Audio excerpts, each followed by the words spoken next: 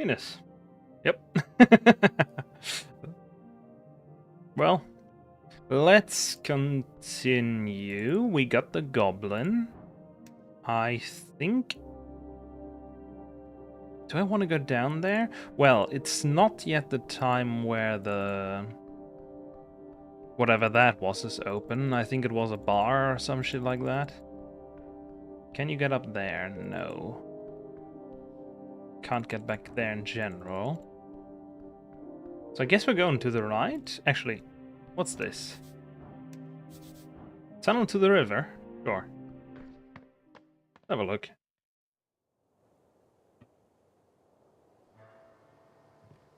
Oh, below. I see.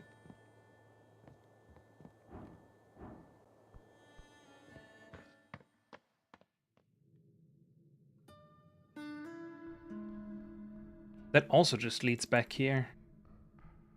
Isn't that exactly where I was before?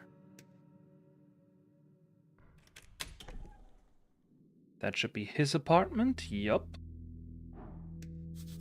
Out of reach. Shit, I need mage hand. You don't really fit there. He sure's the type to have a photo of himself on the wall. Welcome to my pad. Go ahead, root it around as much as you want. Sarcasm. Thanks. I'm not sure how this is in any way useful for the job, but let me know when you're done looking around. Looking, nothing else.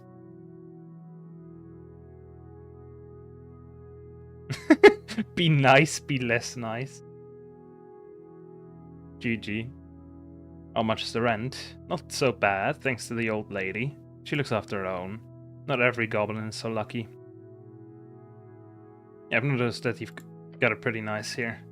You know there are 3 tribes in the city, right? The halfways get by real well, thanks to Lady Sageleaf. What about the others? But it didn't used to be that way, and most goblins have a real hard time getting by here. Most guilds won't exactly hire a goblin just like that. Why? Good question. We're not human, so by default, on average, we're not trusted. Back in the day, there were apparently a bunch of programs meant to push us into the workforce. Anti-discrimination laws, goblin public work projects, but the support for those ran out way before I was born, so most kids just fall into crime. And you guys only live like 10 years, so... who knows when that was? I can't do that. It's illegal to be a criminal. They need to try harder. Maybe. Easy? No, it's the only way for most of them. Imagine you're a goblin kid. You spend most of your day in the Warren with 20 other your age. There's barely any resources to actually teach you all the human stuff we're legally forced to be taught. If you're lucky, you've got one parent with a stable income. Otherwise, you'll be living in the dormitories.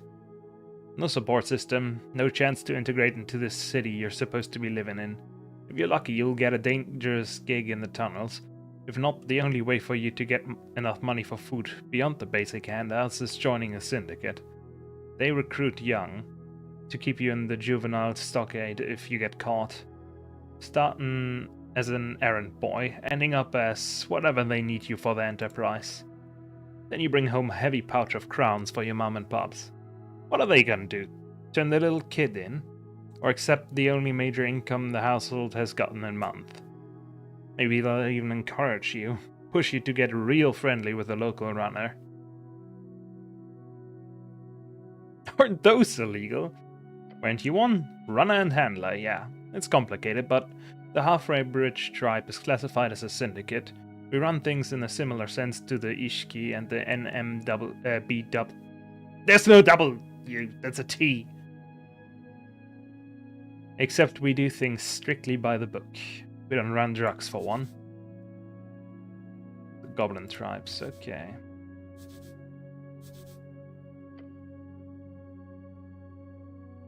We keep Water Lane free of smuggling, but most importantly, we keep the youth out of it, and we keep the other tribes at an arm's length. Lady Sageleaf is a real draconian in that regard. Everyone, and I mean everyone in our tribe, gets a job and a good salary. We've tried pushing this method, our support system, onto the other tribes, but it's hard and not always popular. We are the small and annoying cultish tribe of Tolstad, after all. So it is what it is. What a rant. He cares about this a lot. You do too. I didn't ask. You're working hard for her. I sure do. You live here alone? Yup. How long you lived here? I don't know. 3 years? 4? God says it been that long. It's a cool place. Thanks. Doesn't it get lonely? I don't spend much time here. Well, it costs 100 a month. Real cheap, but I got special deal because of the HWBT gig. You like living here? It's central, right next to the garden. That's all I really care about, although the ventilation system is pretty sweet during those colder months. Oh, cool. What about you? Where do you live, cleric? Time to dance around the subject. I live with my mom. I could tell him the truth. Your body shakes. There's absolutely nothing wrong with your current living arrangements, and the goblin will not think less of you because of it. Arguably, he'll pity you. I should lie, right? Oh, yes. It really is the only good choice here. Okay, goblin. I live with my mom. You do? It's honorable. Traditional family housing is good for society. That's a good point. He does not mean harm, yet it hurts. Well, anyway. He tries to not linger on the subject since he sees your pain. Can't afford my own pace. She's not home a lot, so I mostly have it to myself. I used to live in the towers, but they kicked me out. Sure. Huh. Can I ask why? Maybe. Okay. They just had some problems with some of my writing. What? Can't be that bad at spelling, eh? Funny. Idiotic comment. Oh lord, that's long. I got a new patriarch who didn't like me, and then when I presented an argument for a republican revolution without the influence of the free cities, they said it was a misuse of state resources and branded me with a minor case of dereliction. Really? It's all overblown, and Bjorn uses the same copper press all the time for a bunch of personal stuff, and he never gets in trouble over it, so it just seems really overblown to me, and yeah.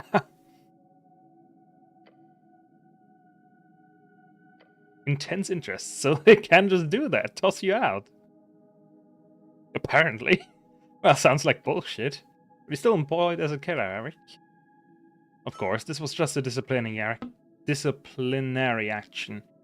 They've been mad at me since I refused to register as a member of the Party of Norvik. So this whole thing is just sort of like a redemption run for you then. Solving the mystery of the tea shop that exploded and so on. Rejoin the fold. Fuck them. Free Striders. Asgalist.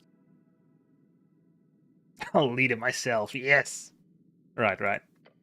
As a magicrat or just general clerical dictator? Magicrat for sure. Right. I keep going for Arcanist. As per usual, good luck with that. Can't afford my own place. The economy is shit, I agree. She's not home a lot, so I have her to myself.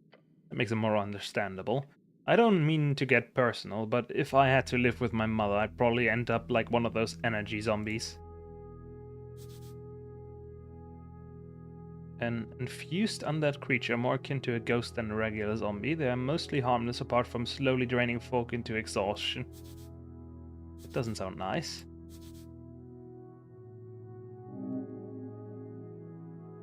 Explain why he's so against the idea of generational housing.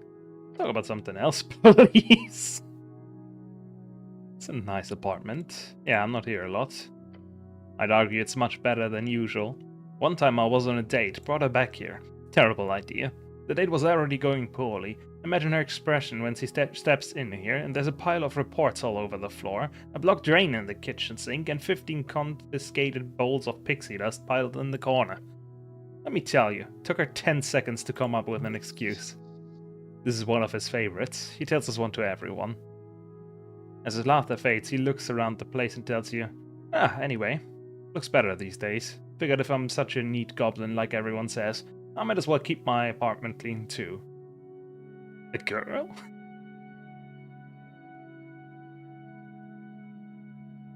You living in filth? Never.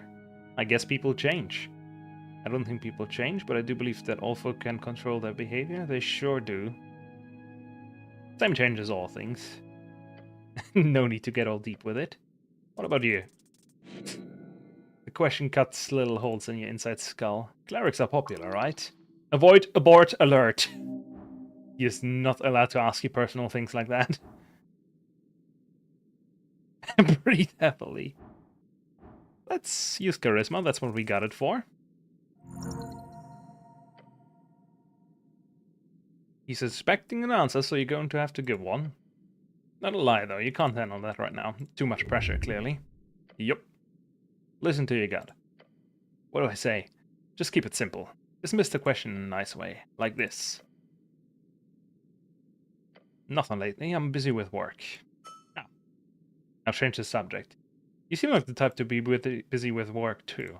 Yes, for the last few years I've just been focused on the halfways, and whatever the old lady needs of me. Don't mean to sound ungrateful though. I do love it. It's real rewarding.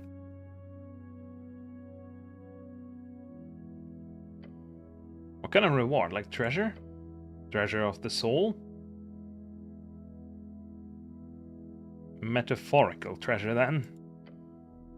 I tell you to look at it from the goblin perspective, but let me put it like this. Lady Sageleaf gave me options in a world of railroad tracks. I get to keep my people and get real fucking good at it.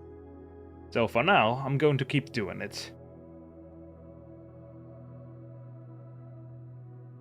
But you at least get a good salary, right? It's alright.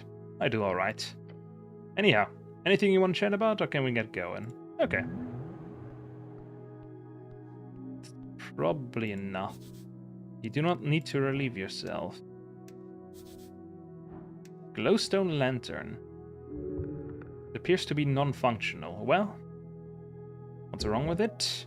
The glowstone inside must be malfunctioning, a common issue with these cheaply post-war era produced lanterns. It's okay, cleric. The goblin does not know what's best for him. Natural 20. You spend a few minutes looking it over, realizing a bit later that you should have... realizing a bit later than you should have that there is an esoteric effect on the lantern itself. Investigating it further reveals the issue. The glowstone's connection with the flimsy metal plate around it. While the heat remained, and the stone is quite hot, its weak esoteric light was esoterically spread out across the full surface of the lantern instead of focused on the glowstone itself. With a quick snap, light returns to the lantern. Such a simple solution. You should have come up with it quicker. I fixed the lamp. Thanks. Such gratitude. I'm so good at tinkering with stuff. You're slightly above average, which says more about the average than it does about you. I don't need more of him than things. Ah, I could tell. The goblin has some good taste then.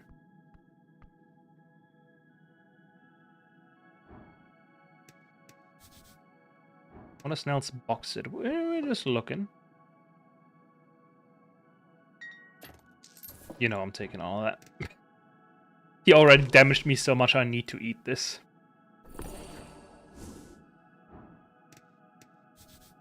Snell's work. Let's see what that actually is. You stand before a wooden board covered in sketches of various people. Each of them connects via a long thread. Look closer. You see several faces you recognize and some you don't. A birdman with a black and white pattern, along with a no tea shop owner. A bulky merman with a text rival. No, unambitious. Merfolk. Nice. A stout-looking dwarf in uniform with a hammer symbol in the corner. Patron? A stylish orc with a free strider heart symbol in the corner. Completely unaffiliated. Suspicious. A pale man holding a skull. No motive. A human with a fancy beard and a fish symbol in the corner. Depressing info, beware. Okay, the skull guy, is that just the guy in the lich house? Then finally you look over the central piece, the beautiful rendition of a lady sagely for self. The sketch is wonderful, a depiction of love. Her note reads, enemy, spy, city, conspiracy? Ah yeah, project visualizer. Helps me keep track of jobs. You can check it out if you want. I haven't done much other than a basic outline on the tea shop yet. I've been busy with all this running around. Looks like a ton of work. It's not really. I haven't had that much downtime yet. Once we're finished, I'll make sure to compile it into a proper report for the old lady. That's good. Why do I still have speak with plants on? Does that actually help me in any way? Probably more than light. I can just cast the light whenever. I can cast all of that whenever. Doesn't really matter.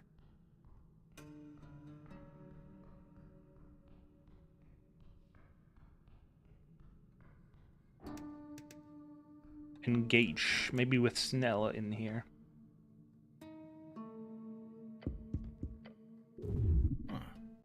Guess we'll have to try another day. Okay, stays the same. Stays the same as well. This was Water Lane View. I mean, I was found dead in the docks, so might as well have a look around. Democratic propaganda. Yellen and Sons. Street sign says Upper West View, Lower West Docks. Is what I'm guessing. Ignore that. What did I actually pick up? Nothing more.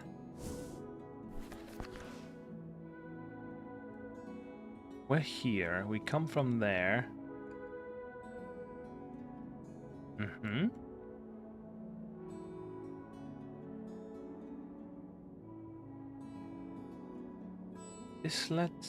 This came from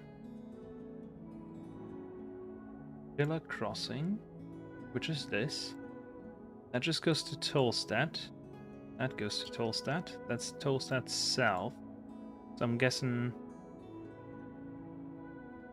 different exits for that.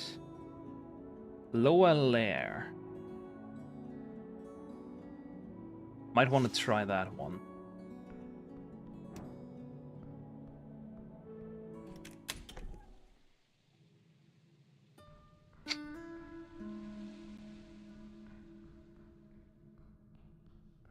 Yeah, this place is a bit harder to traverse than... What was it in Disco Elysium? Martinez? Revachol?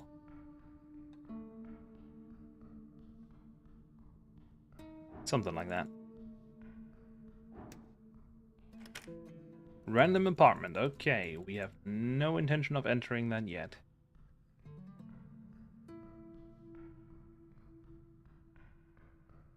Or I can just perma-run. Hog.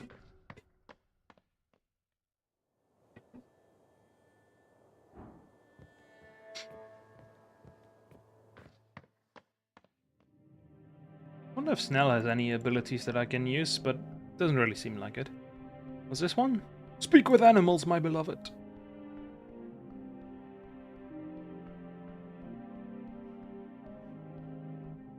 What the heck is that thing?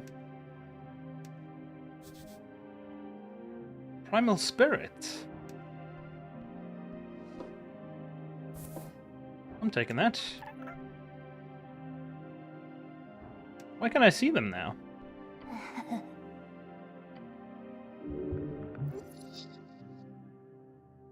Now, why are you acting weird? Shut up. He turns away from you and the mushroom lady. Do not worry, the ladies runner here is not a fan of fungi. I'm just keeping a safe distance, alright? Your companion must have had some bad experience with mushrooms at some point. You should inquire about that later. This info will come in handy later for sure.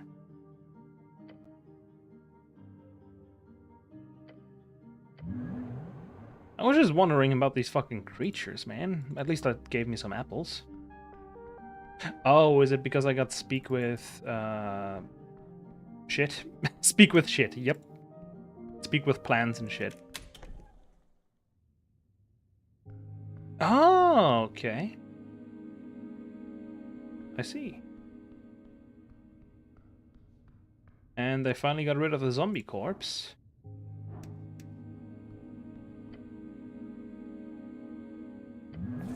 Let's look at our spells. Ooh.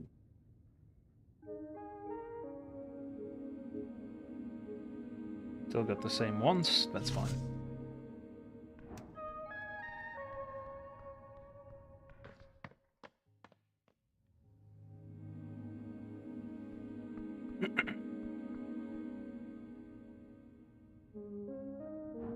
I still don't have the one to read that. How do I get to the Goblin Garden?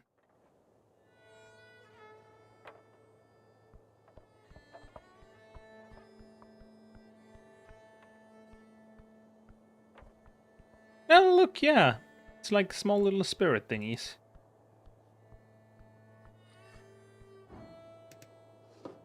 Bucket. More strength, no wisdom. That doesn't seem very wise to me, yeah. Strange mushroom juice. I'm taking that. So true, buddy. Ferment mushroom, often coven produced, must be decades old. The lumps seem to move around slightly. Grants minor wisdom increase for a week. For a week? I mean, I've got 5 days to deal with this alone, so why not just fucking take it?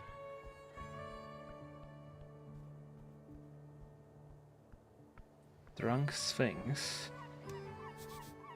Opens at 6. Nearly a 6.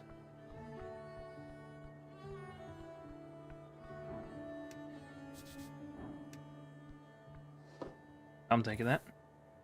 You reach into the bin and pull out a somewhat intact cardamom treat. Please. You did not just... Let me get this clear. You find yourself out on Pillar Road, you see a cardamom treat in the bin. It's been out there for God knows how long, and you think to yourself, what the hells? I'll just eat some trash. It is done. You're too late. Listen, man, maybe you don't know exactly what's going on here in this world of ours, but you don't need to lower yourself this way. Correct, a man does not consume garbage. Unless it's very tasty garbage. Taking stuff is great, but you can't just take a half-eaten pastry out of the trash, man. Let's rationalize this. And how are you going to do that exactly? Hold on, let's clear this up a bit. This cardamom treat, was it in the garbage or above the garbage?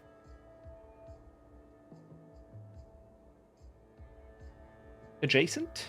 Adjacent to garbage is still garbage. Will I ever recover from this? Sorry to say, but you've officially crossed the line dividing man from bum. You are now a bum.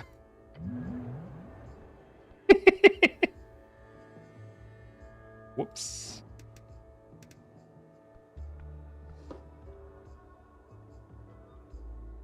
Ooh.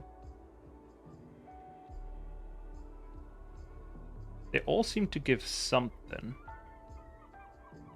Would be good to have. But you probably can just put them in like one slot. Actually.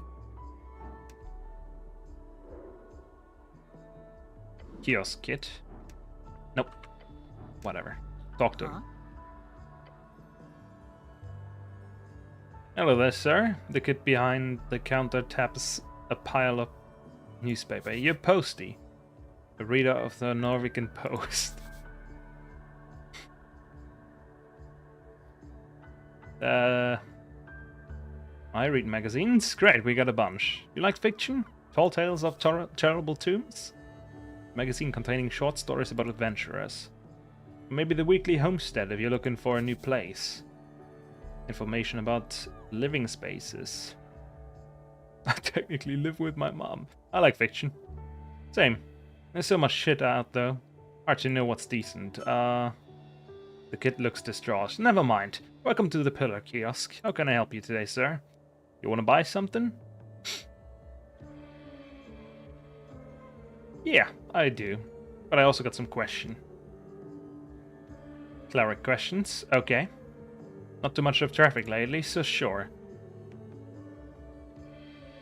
Oh, I can haggle. My boss shows up, you gotta buy something though. You tell me the use? He thinks how to explain this to you. So here's this thing, we sell newspapers here. If I just tell you the news, we won't get any money. Are you a partial owner in this business? No. This kid is making an enormous profit for his boss each day, probably.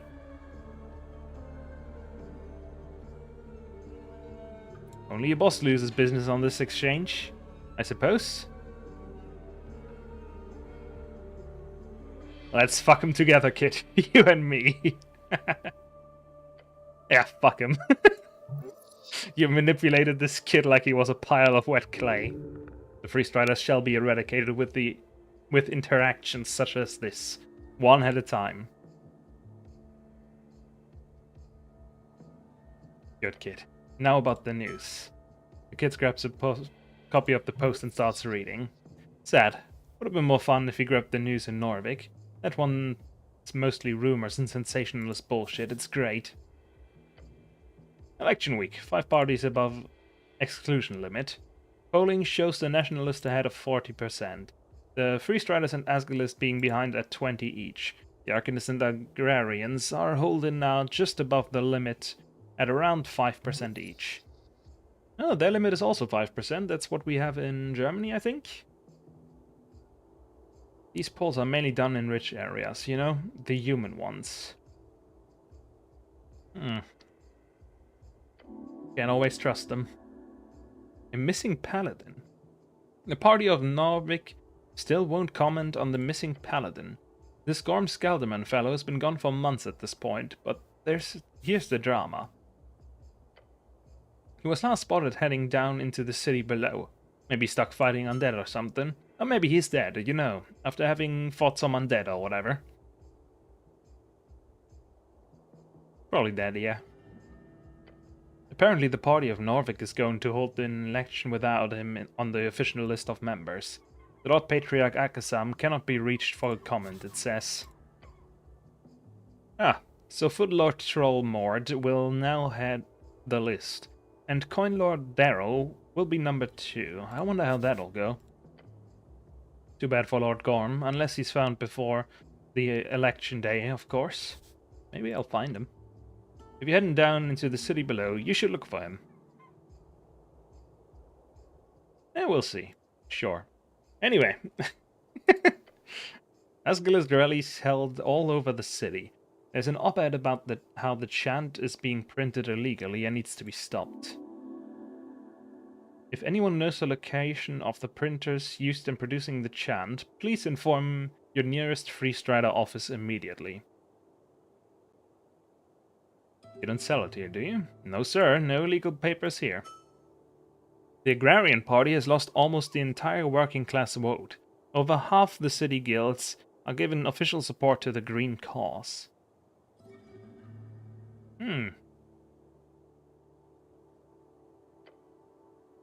Yeah, the Agrarian Party seems to be out of the race, more or less, along with the Arcane Circle and the Conservational Lobby. Tiny political party, Arcanist rule. Okay. So now it's a 3-way tie from what I can see. The latest poll shows 36% to the party of Norvik, 20% to the Revolutionary Freestriders, 24% to the Asgal Workers' Party.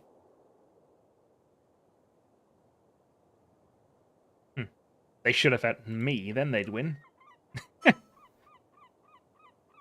Yep. Right, what? No, I just realized there's no mention of the tea shop yet. Guess they keep him out of the news. Speaking about it, what do you know? Except that it exploded? Yeah. I was here, you know? Saw it with my own two eyes. I heard it too. Definitely heard it. How loud was it? Super loud. And shaky too. I almost fell over. What about the fire? I felt the heat, even all the way over here. It was like the kid gestures a large sphere for you.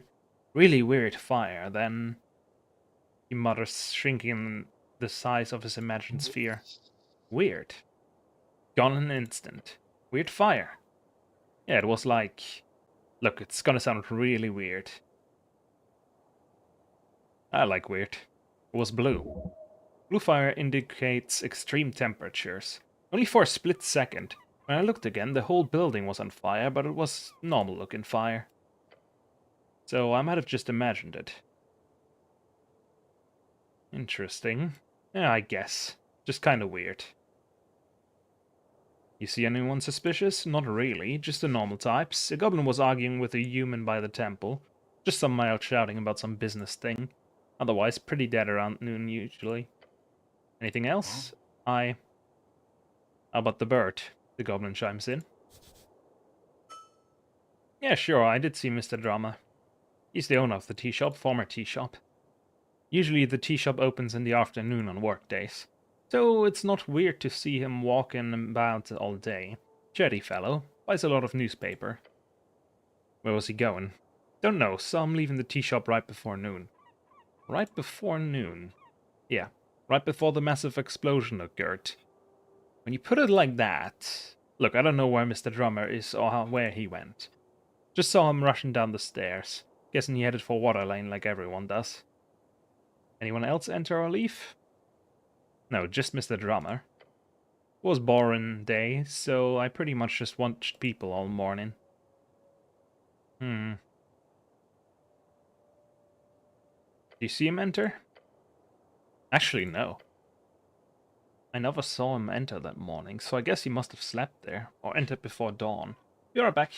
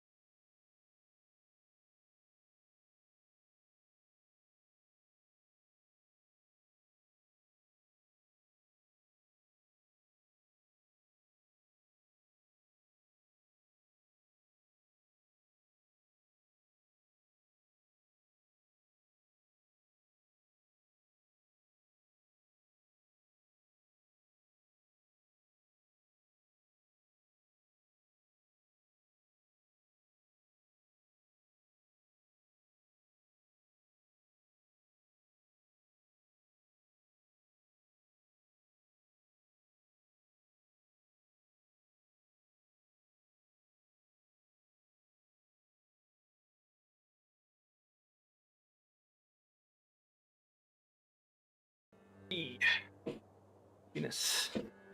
Let's see, I never saw him enter. No one else entered.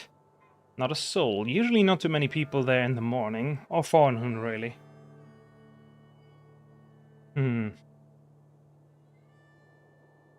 That's a good word. I saw it in that Askell newspaper once. They like using dwarvish words like that. So my brother doesn't want me reading those papers.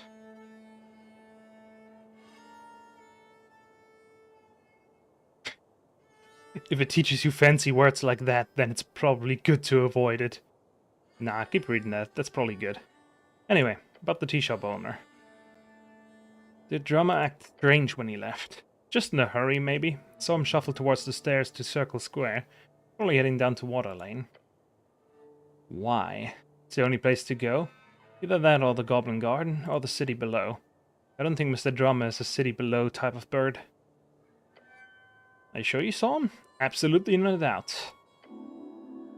He went downstairs to Pillar Crossing. That's all I saw. He's trying his best to remember. I've been going over in my head. Pretty, shocking stuff. He's just a kid. Shouldn't have to deal with such terrible things. What can you tell me about him? Mr. Drummer's a customer. Seems nice enough for bird folk. A passively racist comment. I've heard he hangs out at the Sphinx a lot, and that he's got connections with all sorts of folks. All sorts? Politically. Asgels use the tea shop a lot. I've got some buddies involved in that scene. Walk me through it. I set up the kiosk at dawn. By noon the morning rush had calmed down. I remember the bike rack was full. Water Lane workers mostly commute on the new bridge and flotilla, but the halfway bridge does see a fair share of bikers every day and night. But by noon it was pretty dead, which is great. Less work for me. Also no dead on the street. That too, sure. I hid in the back, though it was a, attack. He's implying political motivation. Alright. What do you know about the shop itself? Okay.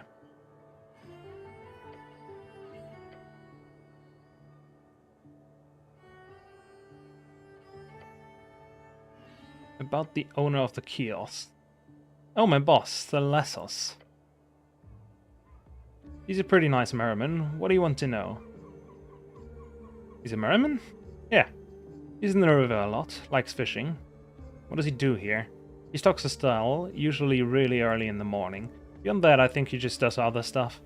He owns a bunch of properties around the city, so he's usually pretty busy. Can I speak with him? I guess he's not...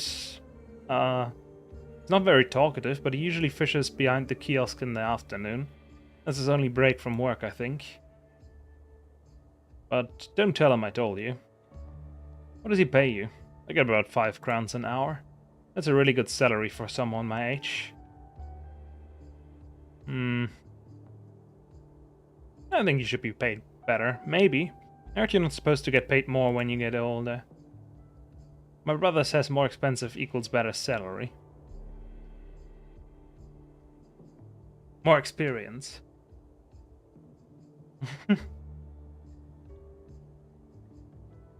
As long as you feel like you're selling your labor at a fair price, just remember to stay vigilant. Sure, I don't really know what that means, but yes, absolutely. He's trying to avoid the subject to not cause you to become more aggressive. Do you know a Frank, son of Frank? Nope. No, not really. He's lying, just look at his eyes move around like that. The kid likes money, give him some and he'll sing.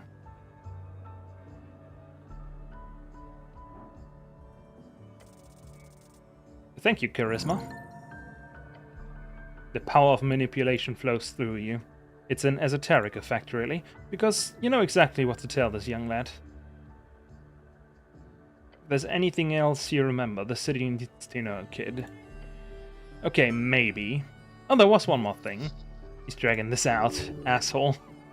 He enjoys the attention. I saw some dude with a big yellow backpack. It was early in the morning, but he stood out like a sore thumb. Plus, he bought a Free Strider magazine. What do he look like? I don't know. Curly black hair, short beard, Take your time. This fellow wasn't Earthfolk. Fancy clothes, covered in dirt. My guess would be a Resian merchant. Felt like he was trying to hold low profile. You get his name? I asked since he was so out of place, but he gave me a fake name and a thumbs up. Ridiculous. Ask, what was the fake name? Oh shit. Frank, son of Frank. Guy was fucking with me. Interesting. You see where he went? Yeah, down. Said he had an important meeting below, whatever that means. Okay. Did he try to sell you something? No, he was very polite, but didn't stay long.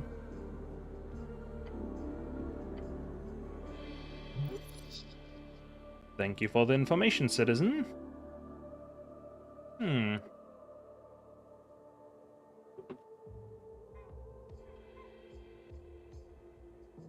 I've got a few crowns.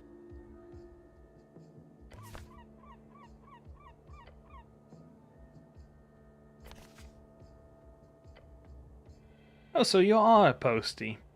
Sorry, I mean, good choice. Most people choose the post.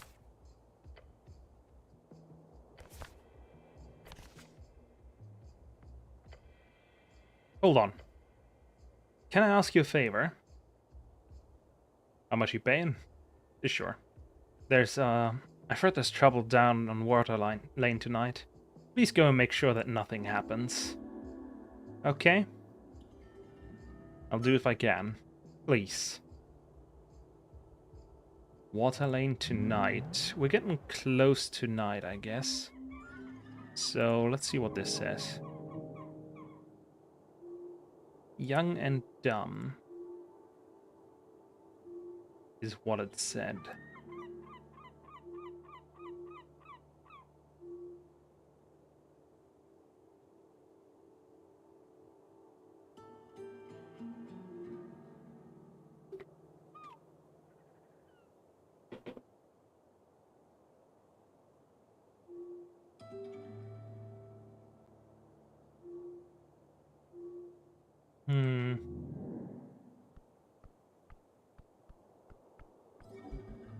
Water Lane. If I want to find that, journal.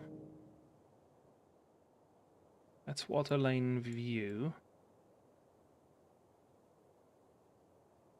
Guessing that's the one they mean, right?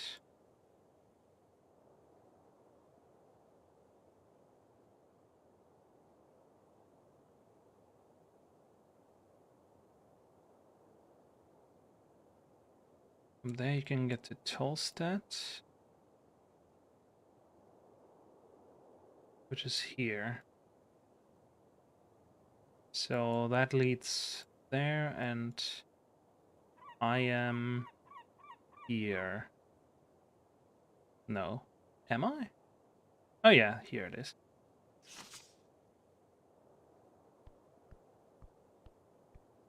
There's the pillar. Let's touch it again.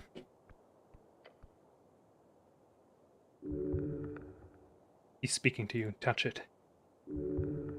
Magical object. There's a powerful esoteric force hidden within the structure. You have to feel it. Let's hug it. The goblin is impatient. Fuck you, goblin.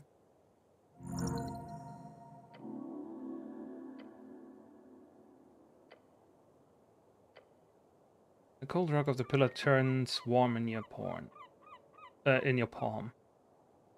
You've marked it with your spirit. Marked it? What?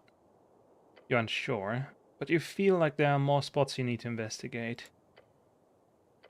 Warm indeed. It goes deep down and far up. You must keep looking. Soon the pillar's secret will be revealed. You understand plainly, there's more to investigate about this. In time and further below. Okay. That's the tea shop, I'm guessing. Well, I'm taking that.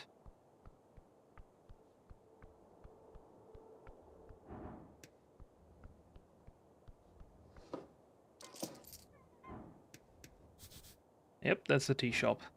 Maybe I can do it without entering. Come back after midnight. There are bikes. Handful of bicycles. I know what a bicycle is. Bikes are nice. Bike racks are stationed in many places around the city, usually in locales with lots of stairs. There's a stillness here, an uncommon sight at the heart of the city. Not a lot of bikes. The usual commuters are probably too scared to head past the tea shop. This particular bike is yours. Chain lock. You lean in and take a closer look. The rusty chain seems brittle, but wrapped so hard around the tire that it would be annoying to get it off, even if you had the key. Why would you wrap it like that? You should take better care of this magnificent bike. Good. No one will take it. Wait, this is mine? Yes, you fool. Keep up. Sure is. Best way to travel in Norvik, except of course on this godforsaken island fortress. Where's the key? Not here. Don't go wandering around looking for your key. It's just a bike. Don't say that. It's a wonderful bike. A manly bike. A rusty bike. Could getting the key be a quest? That sounds like a quest you would get. Find the missing key. The mystery of the bike key. Something like that would be perfect.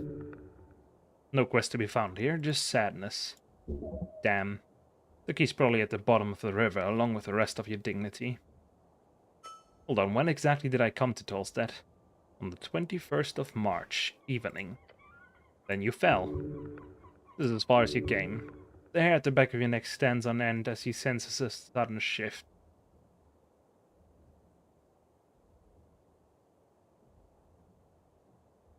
Do I recall anything? You trained the bike, you stood up, then pain. Was I alone? No. Lucky strike from some drunk fool, probably.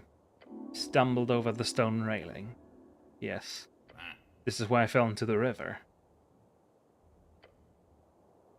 Interesting. You must have had a lot to drink if you took a stumble like that. I do not consume alcohol. Yeah, sure. The expression says, how the hell are you alive? Considering everything, we better play it cool. Real cool. I'll handle it. I'm the cleric. Yes, of course, cleric. A hint of fear. You see anything strange about the spikes now? Nope. It's a bicycle. He does not care. Do I remember where the key is? Can I take it with me? First of all, don't ask me. You're an asshole. Do what you want. Secondly, how the fuck are you going to take a bike around Tolstad? You gotta carry it up and down the stairs. This bike rig is set up so that people can leave bikes before heading down the stairs to Water Lane. I could do that. Oh, you could, yeah. If you find a pocket bike, that's another thing. A popular magic item. Oh, that's actually pretty cool. But leave this one be, cleric. We've got work to do. You like bicycles? Not particularly. Want to know secret? Not particularly. Okay, I won't tell you then. Please keep your secret. I love this bike. What's wrong with you?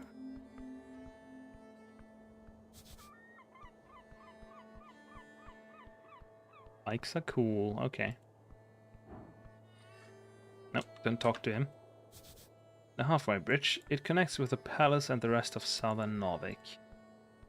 I'm guessing I can't go further this way?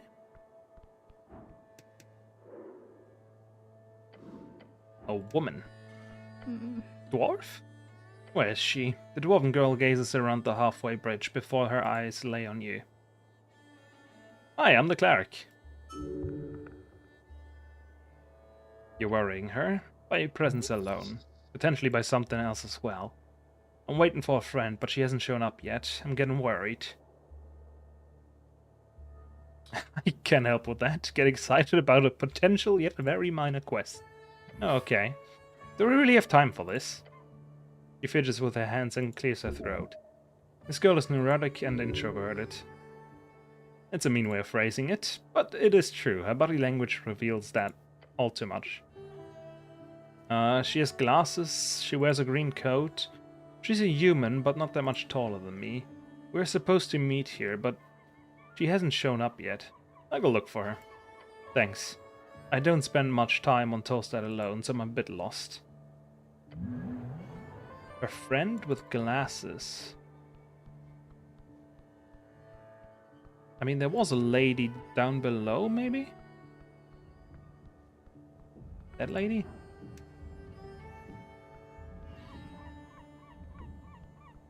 What, are we gonna enter the tea shop like this?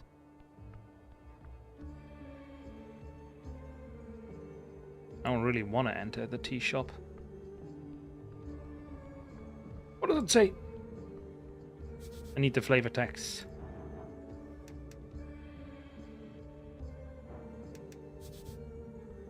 Something stuck on the blade. Now that is interesting. Looking out over the edge towards the roller mill blades, you see spinning per usual. Except in one of them, there's something stuck. You see a rod. Fancy thing, decorated. How did it end up there? It appears you've spotted something interesting. The design is quite easy to spot among the mass-produced Arcane-era magic items. It's an immovable rod. What are you looking at? Oh, looks like a rod. Weird. An immovable rod? Are they rare? No, uncommon. Though they can be quite useful as long as the esoteric forces upon them have not waned. However, why is it lodged inside a roller mill blade? That is more fascinating inquiry. Wouldn't it be dangerous to try and grab it? You could die, yes? So maybe you shouldn't. Okay, let's go full in on dexterity if we can do that. Can I sort these? I wish I could sort these. There's gotta be some with dexterity here. There's one dex. Okay, let's get some dex here. Oh, that goes in there. Good to know. Wait, that's just a free dexterity. What the heck? That's great. Or free charisma. I guess I'm gonna run around with the charisma later. But for now, we're gonna go with anything that gives me extra dex. The reds are fucking useless. I'll probably put them in deep storage.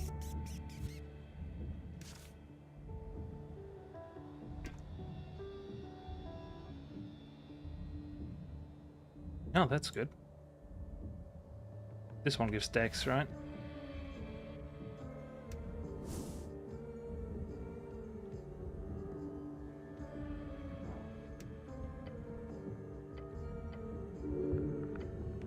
I forgot to save.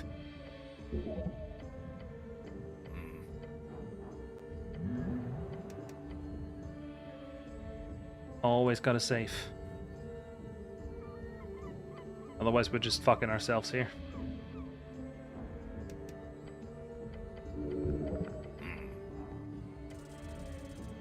Oh, advantage. Hog. You reach out, leaning as far as you can. Oh, for God's sake. Uniform. He grabs onto your uniform. Skirt. You get it. It's a hard wooden frame with fancy iron set pieces on each end. Along the handle is a button. However, it appears permanently pressed down. Oh, it's an immovable rod. I've seen one of those before. I don't think it's supposed to move though, right? Quick swipe of your hand reveals its magical nature. However, this item is clearly broken. Try giving it to the goblin.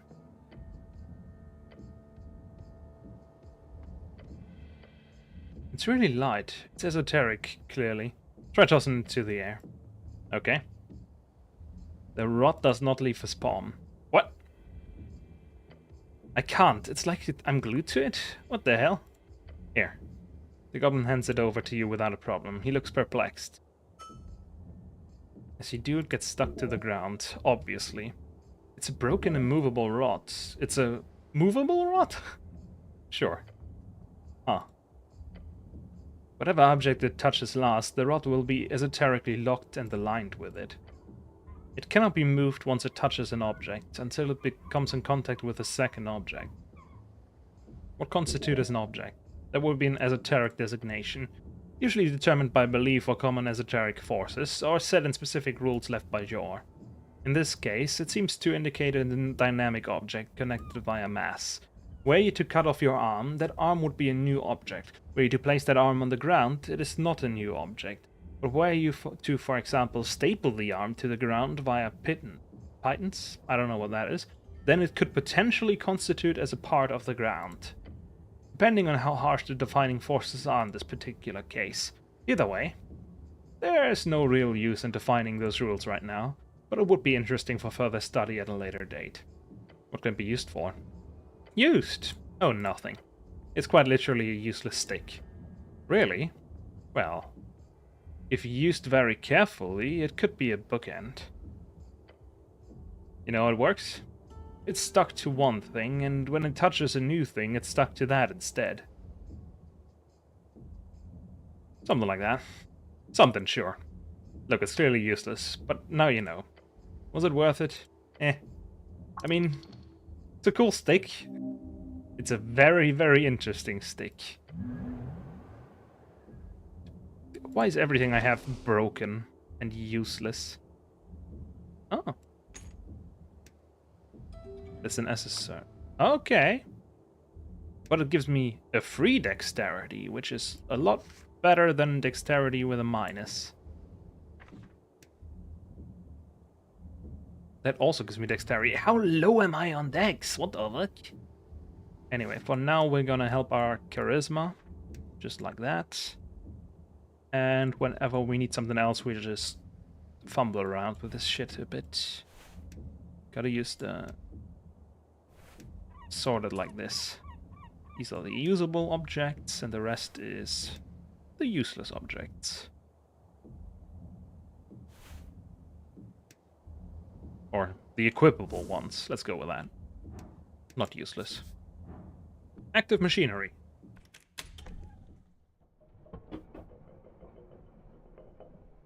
And a fucking lobster. A bunch of site safety rules. Then it says, if broken, contact your local union representative.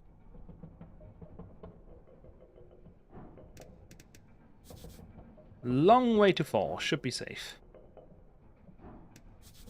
Up to the roof.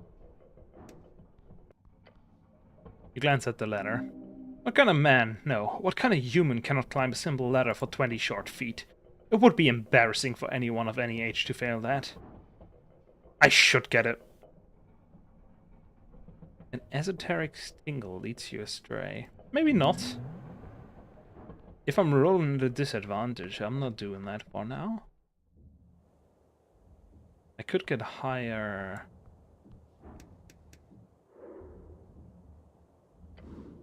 80 something.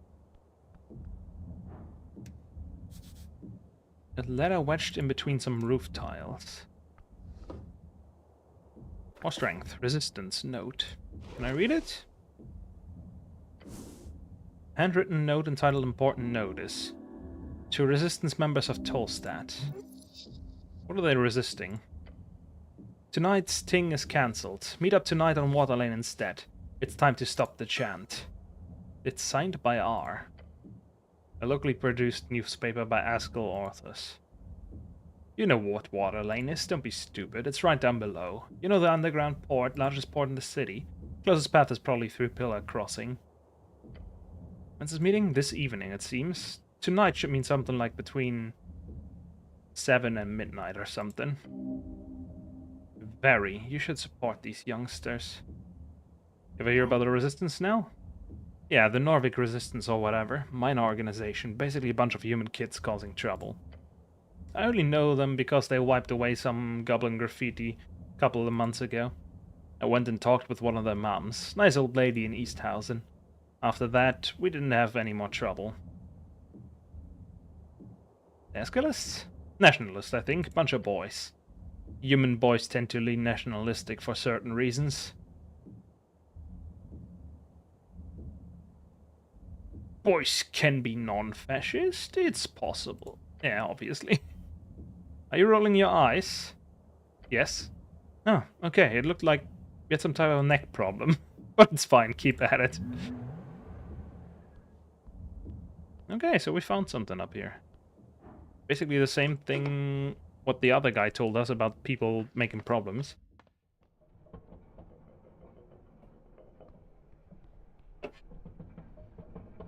We can just equip strength stuff, right? Like, extra strength 1. Bam. Extra strength 2.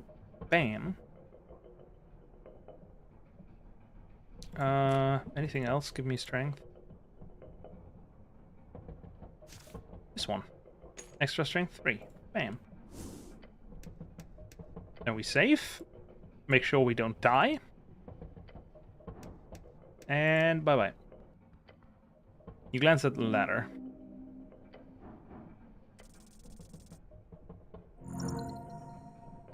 Even the normal one wins. You close your eyes as you do in order to fully immerse yourself in the experience of changing your elevation. Scary, but within a moment you are at the bottom of the ladder. Gods, you're slow. Can we get moving now? I just want to have a look, man. What the fuck?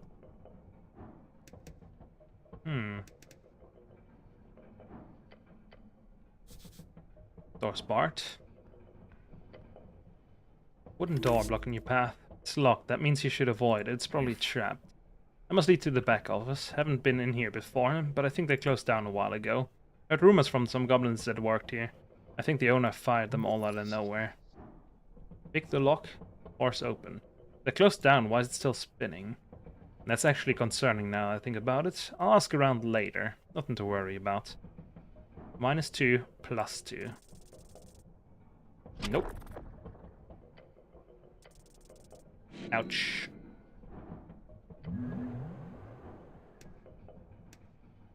Let's trifle a bit with it. Oh! Useful. Especially now that I lost enough HP to actually just gain strength from that. Okay, let's go back to our free charisma. I guess I could get dexterity technically up to a point where it doesn't completely fuck with me.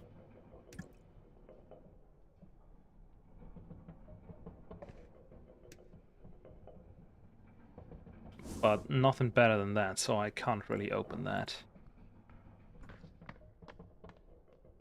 Although it's better than than a roll of 20 something.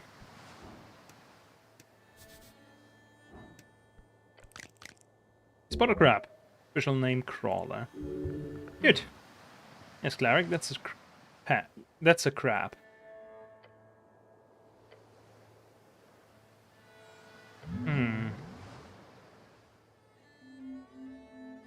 No reason to cast that spell. Okay.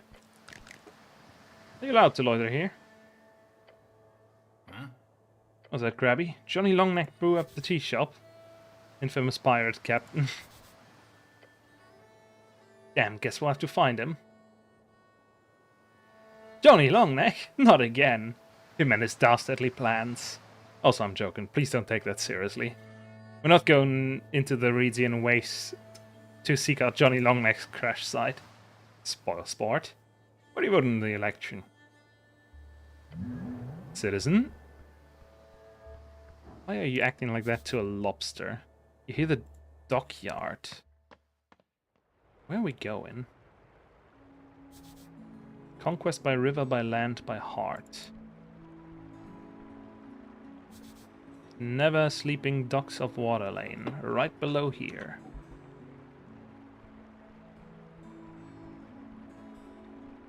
Can I go up there? I cannot. I can also not go there.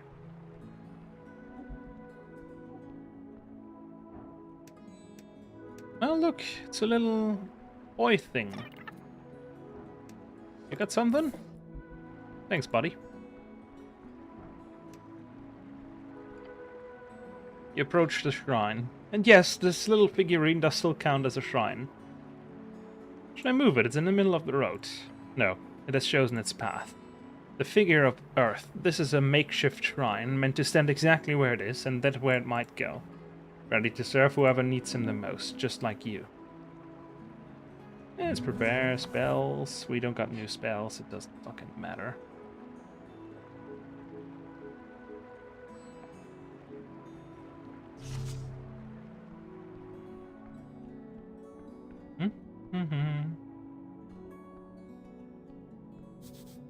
These pipes connect with the vast sewer system.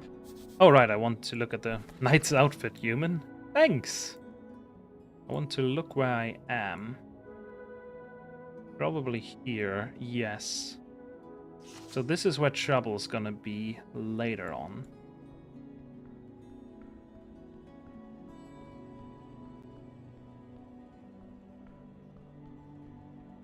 Not much here. We are closed for today. Staff.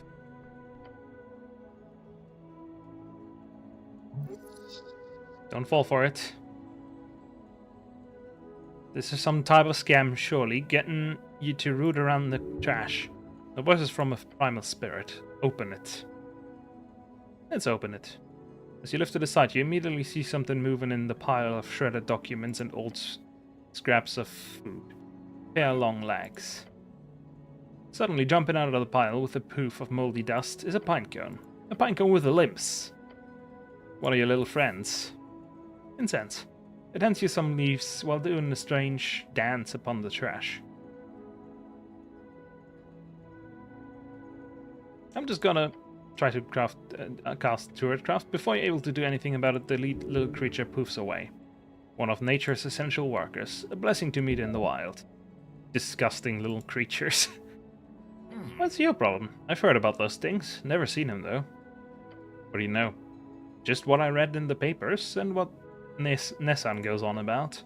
They called Vatar or something. The Lamplighters Guild had a public spat with them a couple of months back. He points to the lamps beside you. Apparently they messed with the everlasting lights. Not so everlasting, then. Guess it's a PR name. I get why they were mad, but I think they solved everything once the PCG got involved. And, like, I'm sure you're aware, they're all over the garden too. Anyhow, they clearly seem to like you. Let's keep it like that.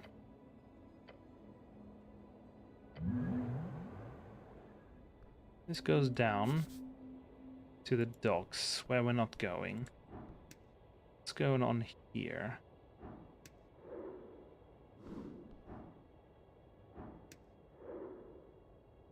Green. Glasses. Human. A tense scene. Oh, cleric. Just in time. 4 young guys, each looking a bit nervous. Except the angry-looking blonde kid. We've confiscated the illegal goods, he says. For the city. He turns his head towards one of the kids behind him. How's it going, Earthnis? I'm trying. Hold on.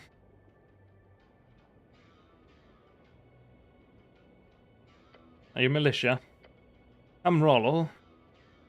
Rollo Malak at your service. Behind me are Earthnis, Stenbuskin, and Toli. We're members of the Norwegian Resistance, a movement to... You're thieves. And ignorant book burners. The girl adjusts her spectacles and straightens her back. With all due respect, Mr. Cleric, don't believe a word from these thugs. You notice the 2 other girls behind her, a halfling and a dwarf, both look at each other. Assholes. Careful, it's an actual cleric. Thugs? Come on, Modissa, really? Like the... I? Aren't just a bunch of ruffians. I've seen enough, the goblin whispers to you in sighs, just activists clashing. Yay, why? As Gellist's youth. See the green armband? Oh, I see. I'm confused. Is there a problem here? Problem taken care of, Lord Cleric. Oh, fuck off. They've stolen. You stole our entire water lane delivery. Yeah, sure. Of an illegal newspaper. Lord Cleric, I assure you, we're doing the city a favor here. I take that back. It's just a bunch of LARPers. I see, it's a lover's quarrel. Let's not go with that.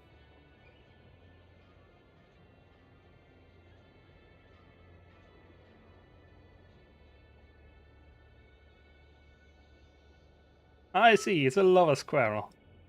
What? No! He's blushing. The girl gives you an incredulous frown. And she's disgusted. That's not cleric focus. Lord Cleric, I like that. Oh, sure. Wait, I'm not the cleric. You're not? The guy behind him starts to start out. What are you then? Like what? I'm a powerful wizard. Ah, like a cleric wizard. Sure, I'll take it. So we shouldn't call you cleric then? Folly. I don't trust you to address me properly, so Lord Master Cleric is fine or something again. He does not understand you. Okay, so I'm sensing a conflict here. You to uphold the law, right? So arrest these assholes now. The dwarf grabs her hand and holds her back. What is that? Calm down, please. Oh, she was looking for her. That's the dwarf I found.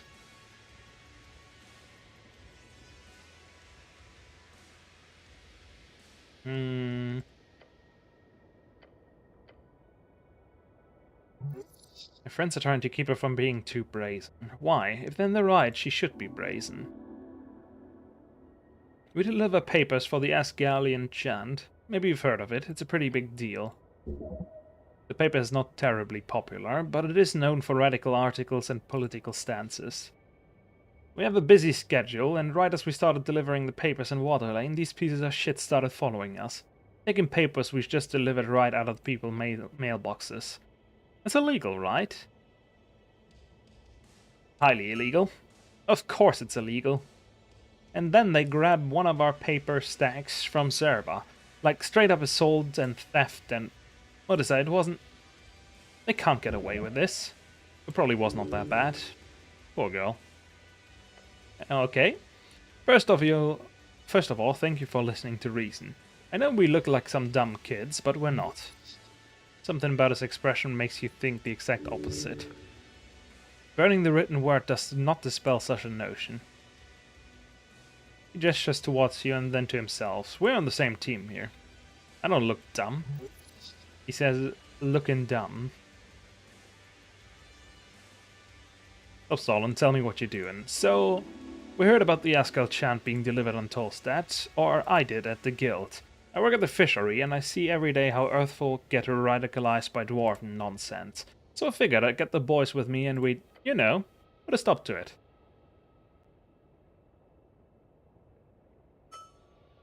We couldn't figure out where the thing was printed or anything. A lot of copper press signs don't really have an official companies behind them. Especially trash like the chant you hear coming from the short kids in the back. Go fuck yourself, Tolly. Hey, relax. I'm telling our story here to the good Lord Cleric. He turns back to you and calls once. Of course it's illegal to distribute unlicensed papers in every official district, so I ask around. Apparently someone saw these girls at the university going around delivering it. Wasn't that difficult to figure out. It was Modesta doing the deliveries. He's not allowed to do that? Okay. You guys know each other? There's history? Back in school, everybody knew who Modesta was. The Asculus Annoyance. Such a terrible nickname. Unimaginative and boring. Also, fuck you. Anyway, that's how we got here. They're delivering an illegal magazine, and we've put a stop to it.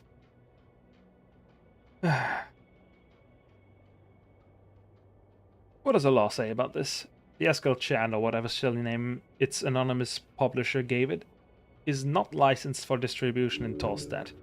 Requiring licenses for public distribution is a typical method to repress journalistic intent in Norvik.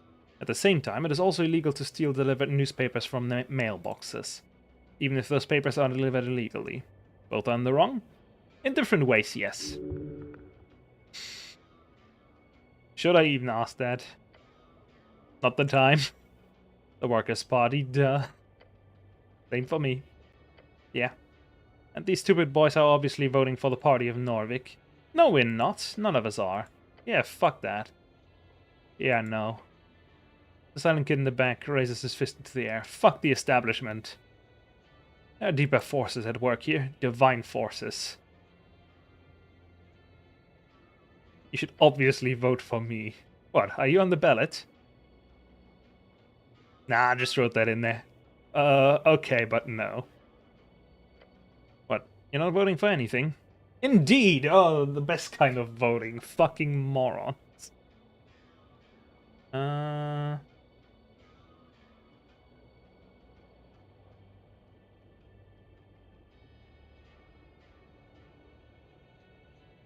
Be right back.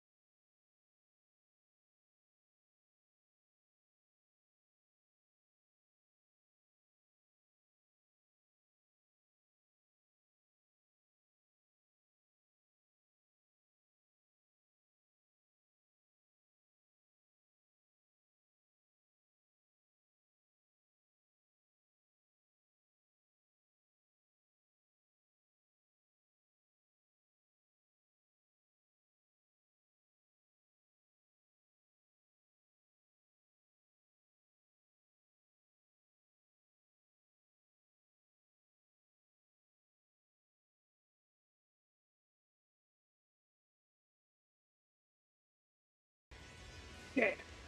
So I don't really get how these guys are rebellious if they're just following the city law or whatever.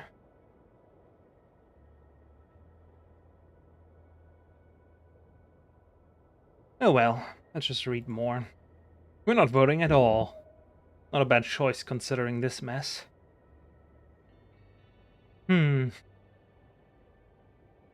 There.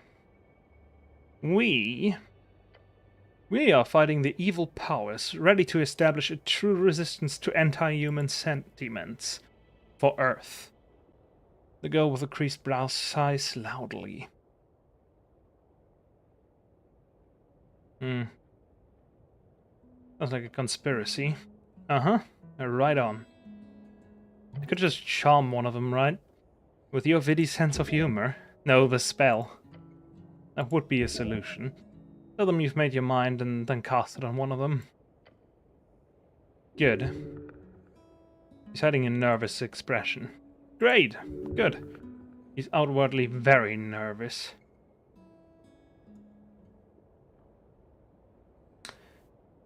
Isn't there a compromise to be found? Perhaps, but you must engage in a deep meditative form of empathy in order to achieve it. I get a +4. I need to roll a 4, mate. I spoke with his younger brother. The lover squirrel thing. Unlicensed copper paper. Eskel chant. There's so much stuff I'm getting here, man. Here. There we go. Success. It is time for a compromise. Both of you listen up. Your calm and determined voice rings out across the street. Tell the girls, you can't deliver your paper, then tell the boys, and you can't steal it. But you can't deliver it. That's what I've been saying, and you can't take it. Just listen to him, come on. The blonde kid grits his teeth, then he grabs the stack of papers and tosses it across. Oof. What do you mean? We have every right to... No delivering without a license.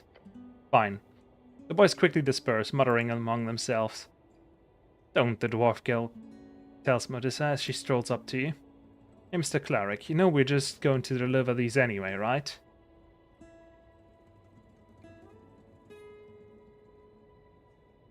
If I catch you, you get fucked.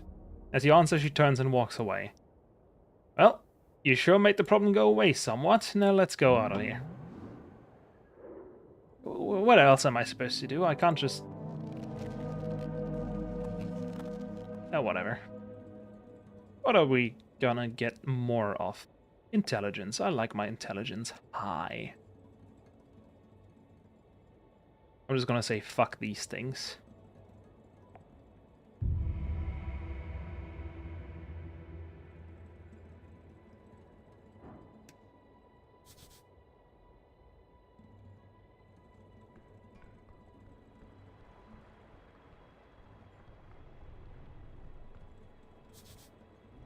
Restride compound. Okay.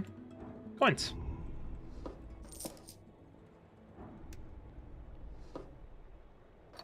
Thanks, buddy.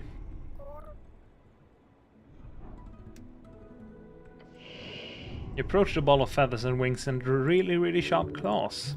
A magnificent creature. Too bad she's clearly overfed.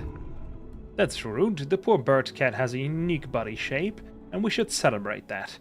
Wisdom, you're a fucking was, man. What the fuck? If it could understand you, sure. This is a griffin. It is a somewhat intelligent magical beast. Simply cast Speak with Animals. That should lessen the pain of negotiation. You see a pool of drool forming underneath the open beak of the beast. Wait, isn't that? There's an entrance to the warehouse on the other roof. If you want to get inside, you're going to have to get past this bad boy. I don't even want to ask what the plan is here.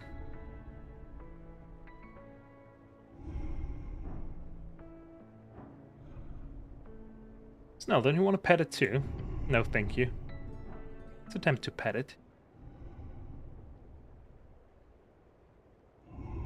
You go in and... Whoa. A light tap. God damn it! pain. Oh! Bones in your body cracking, hard ground merging with your flesh, but you live. That did not go so well. Perhaps another method shall work better.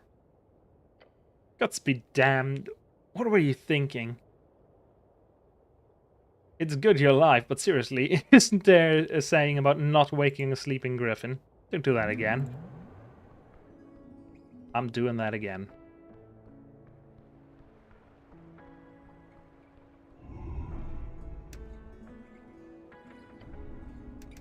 And this time, we'll save.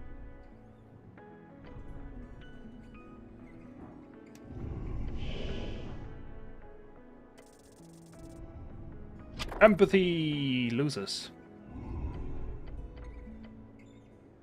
A hug? Mm-hmm. Oh.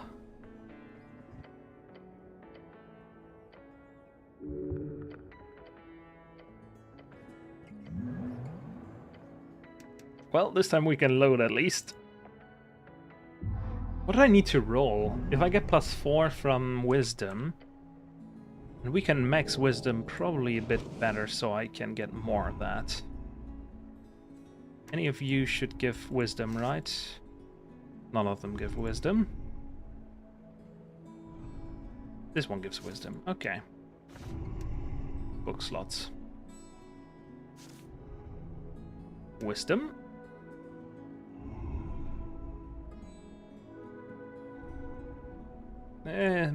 Both give wisdom, but I like the one that currently gives wisdom. That's less.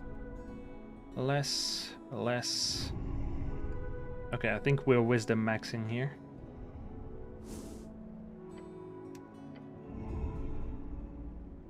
Come on, wisdom max to roll.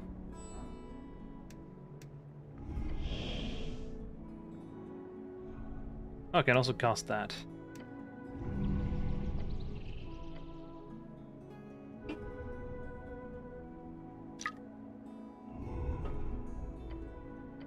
You foolish biped.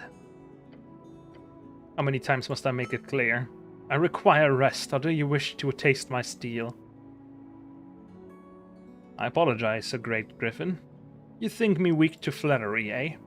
You may address me as Giorgio Valsantigo.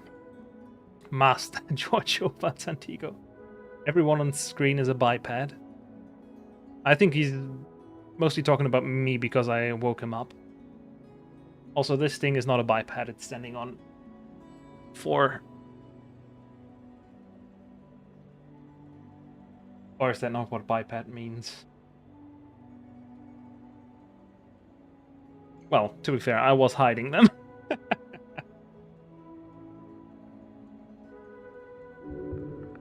If griffins could smirk, he would. Wow, this beast lives on a pedestal. Whatever it says, just play along. Greetings, Master. Thank you for getting out of the way. You're welcome, biped. Now I am in a good mood after my nap. Go ahead. Ask me whatever inane questions you might have. Kill it for being rude.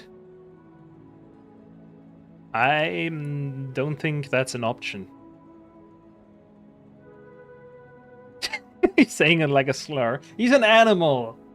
Doesn't fucking matter. And I think I've done like 3 different slurs to different races already in this game.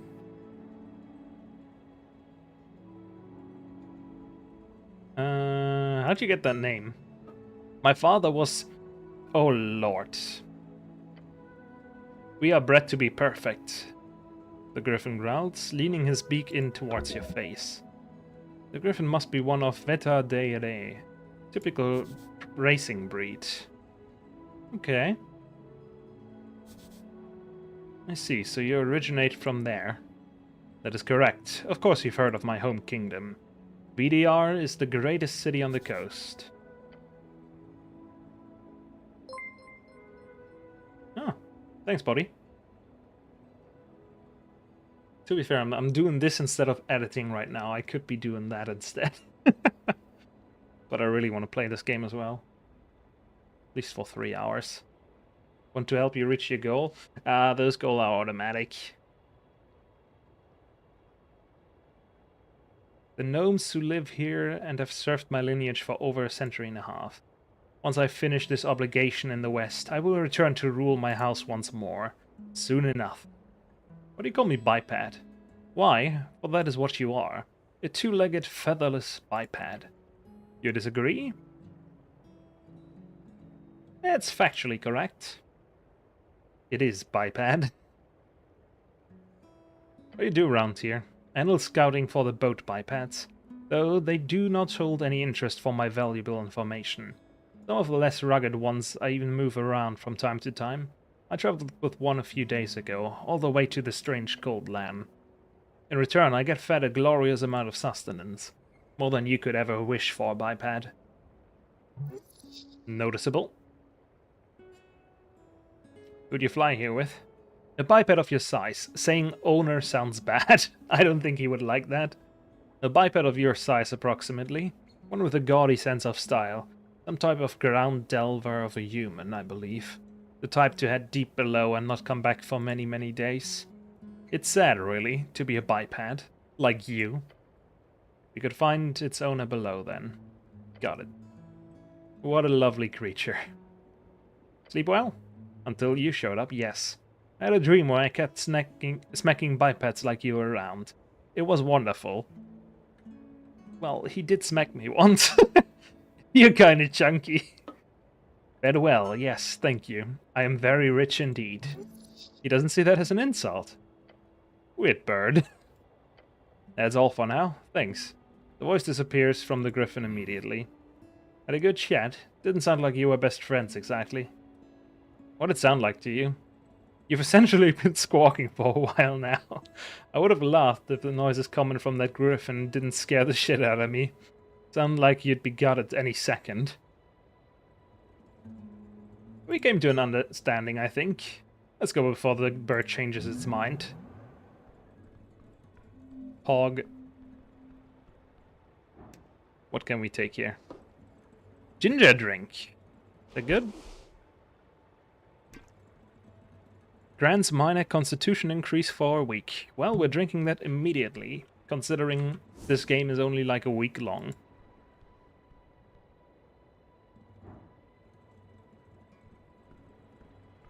I didn't know you could go down there. Can you?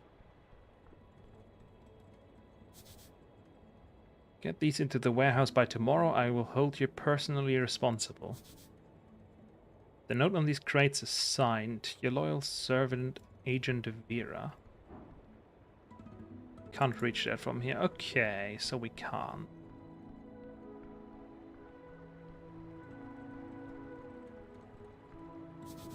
No one can dismiss the dwarf's architecture genius. Excluding the anti-magic messaging, free striderism comes with something.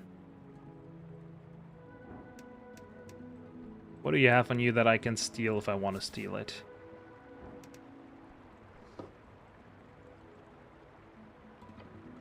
I don't like dex checks. A cleric? Sorry, I'm busy. Doing what? Standing around? Looking at the scenery? Dickhead. Office of someone.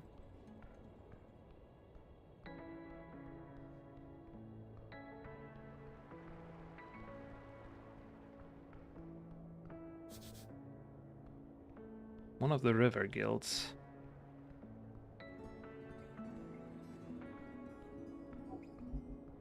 Well, doesn't look like I can get down there. That's closed now. You approach the door. Bookbinder, you got business here. Of course, I have a deep love for books now. That's fun. Didn't expect that considering everything. I'm not a big reader myself, but I indulge occasionally.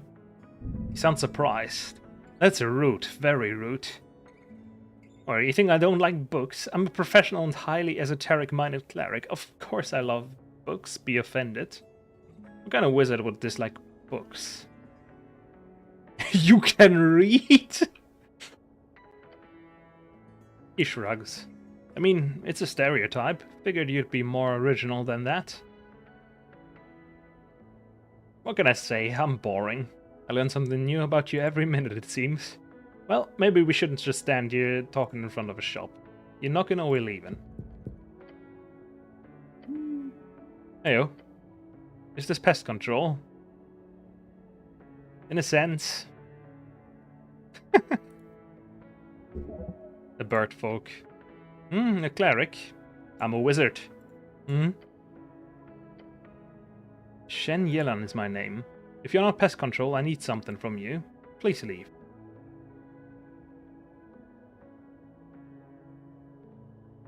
I have a rune prayer book. Can you fix it? Yeah, I have quite a few. Drop it inside, I will take a look. Sure. Yes, horrible salt water. Left swollen. You could have avoided the worst of this if the drying process had been handled better. I will rebind this foul mess for you. How much will it cost? We will see, depends on the process. I will need guidance on the direction of the rebinding. The spell inside are lost, however the style and formatting can be saved. Using my skills, I can aim at something from the towers, which would be most similar to the original work.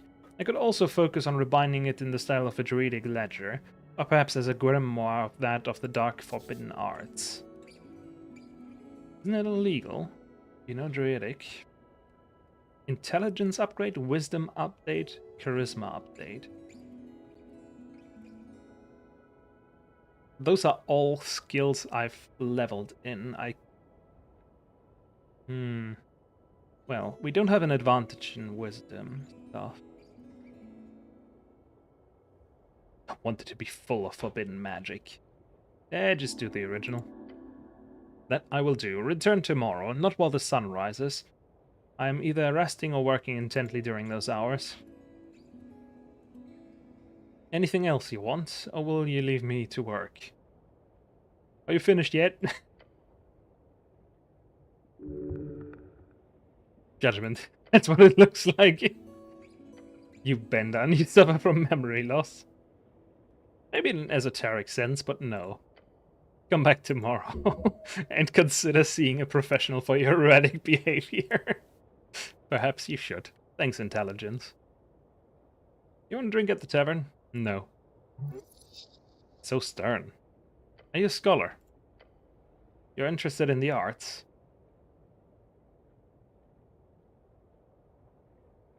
You have something to share? Let's hear it. I was trained in knowledge back in the Three Wings. I know many things. The name of the birdfolk tribe which ruled far inland in Divinitorum. Unified 57 years ago and created a sovereignty based on Asgalian ideas. They were subjugated by the Golden Herd. But no time to talk or share. Busy. If you want scholarly teachings, go speak with my upstairs neighbor. That gnome never stops talking. His door is always open. That's useful. We're in need of pest control. Rats. Oh, they're awful. Keep spawning out of the sewer pipes. Yeah, the PCG should really take care of that. But that bastard guild leader Torlim Slip keeps telling me they don't have time. No time? They have a dozen teams running around the city. No time. I've heard the big problem is that they cannot get anyone to do pest control missions at 1-star levels. The PCG has ranking systems based on the danger of any particular pest they handle. Of course, rats would be a 1-star problem. The halfways, we haven't relied on the PCG for years. They just don't have the time for anything under a 2-star danger rating. It is very annoying. I've looked into it, and the problem is the pest control teams that join the guild only take on 1-star missions for a couple of weeks. Then they quickly start focusing only on the higher paying tasks. And all the actual normal pests keep on spreading throughout the city. It's a ridiculous, idiotic system. Should have said you were pest control. I guess, maybe. Well, he would have seen I'm a cleric by the way I dress. I wear cleric clothes. So while all the mimics and monsters keep getting slayed, nothing is done about these darn rats. The Pest Control Guild uses a legendarily poor design. The bird takes a few breaths after the round. Worst part, my nephew has a team himself, the White Doves they're called. And I've tried sending messages to him also. But he just says the same thing. Too busy, too busy. I could take a look at it. Kinda sounds like a quest. If you do, I would be happy. The rats seem to come from the sewers connected with the city below. I've already got, like... Big Bird seems desperate. True. I've already got, like, 2 rats in my inventory. I could join the guild. Sure, and then you go and take on all the big and scary monsters that crawl up into the city, ignoring all the actual pests just to get a payday. No way! I'd work my ass off trudging through the sewers, catching rats for a barely nothing payout. All for the satisfaction of a hard day's work. Really? Yes, I'm that good of a guy. Well, if everyone was like you, the city would be a better place. I'm just saying what sounds funny, man.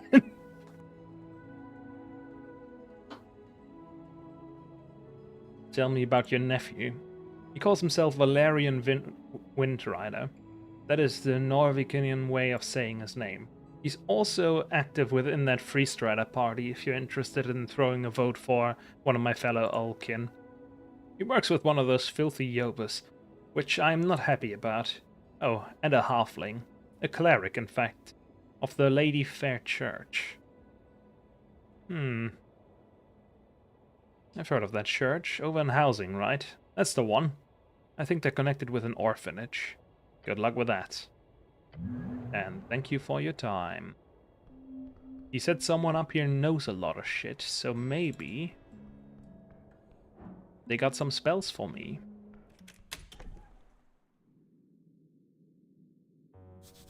Children's drawings on the wall. Magic quill and paper. Scholarly commendation of the Fortnip Commonwealth. Almost dead, but not yet. The plant is alive. The rat cannot speak. Anyway, I'm stealing his shit while I'm here and he's asleep. Dream patch? What the fuck is that? Here you are. Consume. Small amount of pixie essence incorporated into a sticky patch can be used to recover a 3rd level spell slot. I don't have those. Yet. You see a collection of books from the philosophy canon, none of which you are really able to understand. Next to them, a line of famous political books. Aeschylus' Theory, Hedonist, The Dark Book of Shadow, Alexandro, many more. Someone your patriarch quotes a lot. His ideas modernized theocracies in reads. Okay. This scholar has good taste. Let's read a bit. Open it. Musings about the Divine Era. Evil? It's not evil. I'm doing it for my quest. We only steal for the quest, and I need money for my quest. Because I might be able to buy shit that helps.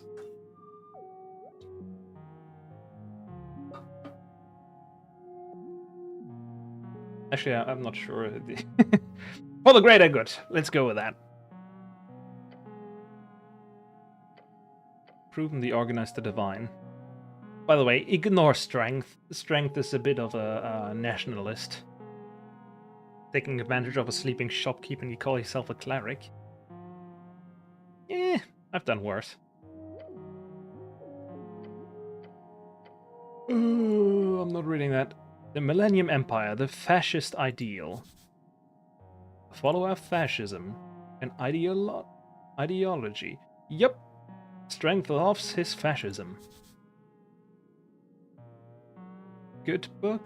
It's almost like he wrote exactly about the struggles of today. Dangerous ideas. Fascism has led to many cities astray. I don't care. I don't like fascism. Whatever your thoughts are, this book is used to reshape the city. You live in fear of where its path will lead. Just remember, it was written by a gnome.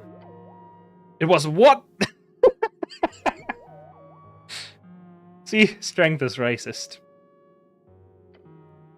Alexandro was a gnome. He tried using the so-called fasci di condottieri, the great mercenary warlords of Old Dominior, to bring order to the neglected parts of the band. He was, however, ultimately destroyed by the same warlords he created, when his followers failed in their coup of Salvani, which is a city. Ironically, the responsible squad reportedly did not realize who they had killed at first. They had simply been hunting down any non-humans in the city. That's what you get. This was not openly spoken about during your training, but yes, it is true. Something to ponder. That is indeed very ironic. Indeed it is. Let's put that away. Blind Manifesto. The book. The book. Always listen to your hungry stomach. It says with big ugly letters on the first page. You should listen to the book and the stomach. This crazy old text. Same as always. The book begins with a tirade about property ownership. How does intelligence feel about capitalism? Intelligence sees himself as a higher being. Like, not as a dictator, but even higher than that. As like a god emperor wizard. Who is above all and everything. He thinks democracy is stupid. He doesn't like socialism. Or capitalism. Or anything that doesn't have him as the whole ruler doing everything himself. And I like him for that. He's a freak. I like him. He's funny. I don't care about the book. The purpose is a metaphoric criticism of authoritarian governments. Cool. 66 AE. This rambling text has survived for one reason or another. Chapter on free love. You flip the pages 52. You remember it well. It has pictures. Apparently the cleric is a freak in general. Tiny scribbling, something akin to stick figures, positioned in various and wrapped unities. You remember the words well. The guide on how to make ultimate sensations of flesh.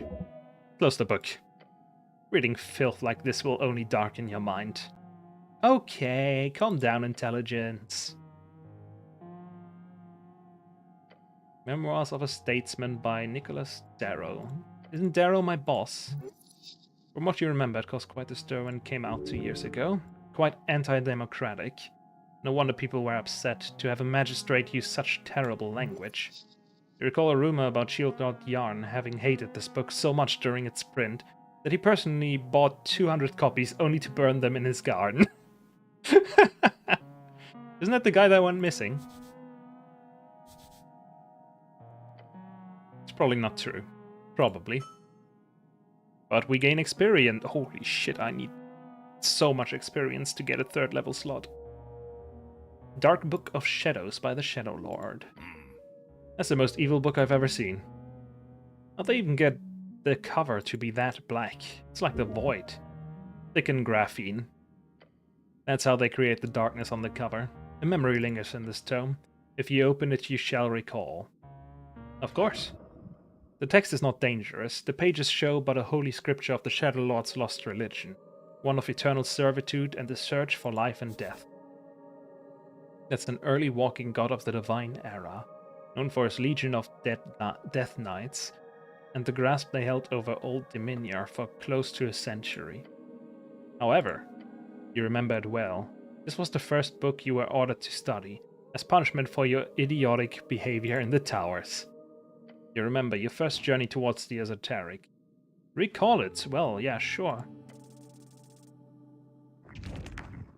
Are you fucking kidding me? How painful it was. I am dying to this. Okay, I'm not dying. To know beyond any doubt how alone you truly are. Blurred faces, hushed whispers. A crowd of thoughtful peers, each snickering about your hand. A raised hand among a crowd of sheep. Patriarch, it's not just a religious text. They stare at you. It's a spell book. Those were the words. Oh, how they laughed. He asked you to prove it yourself, so you did. I went up to the Patriarch. I took the Book of Shadows. Then I memorized Detect Alignment. You memorized it on the spot. Then you cast that ancient spell, once used by the Death Knights of the Shadow Lord to subjugate and control the minds of his people. A spell that is, despite its first level, not learned by most clerics until they grasp the intricacies of higher tier casting. Everyone was left stunned by your excellence, to not only master such a spell, but to do it in seconds instead of days. That moment it was yours. From that moment you marked your place at the towers as the greatest spellcaster, the greatest talent among them all. However, as always, the weak fear the strong. The moment also began your ostracization. You would never be among them, never have peers. None would ever see you in any way as a brother or comrade. I would be a leader. You are. And you shall continue to be. Thanks, intelligence. Your vision is blurry. It is filled by the pages of that book. It's a good one, despite its religious fervor. As many say, the Shadow Lord was as much an early arcanist as he was the greatest of the walking gods.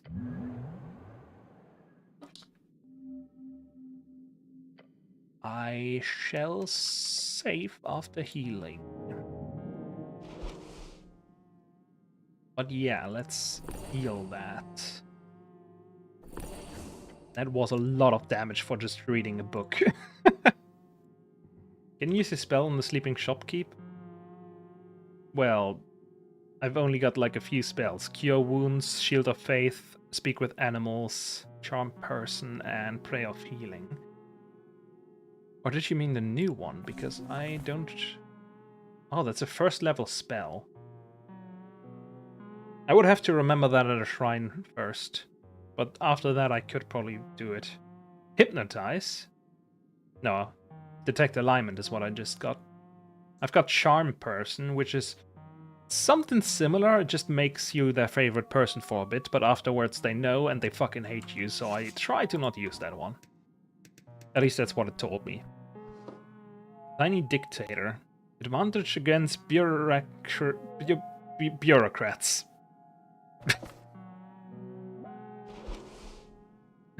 What? Just keep casting it on someone and... Dude, they're gonna fucking report me. Throw me out of the order.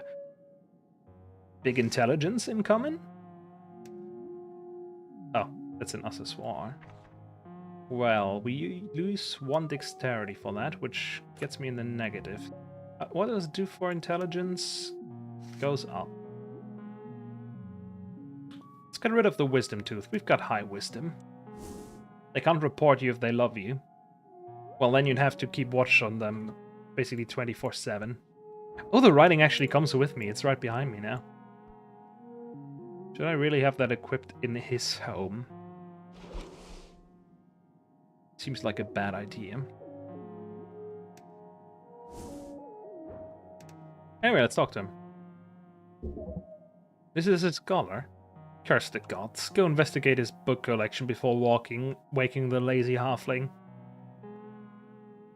Good forenoon, citizen.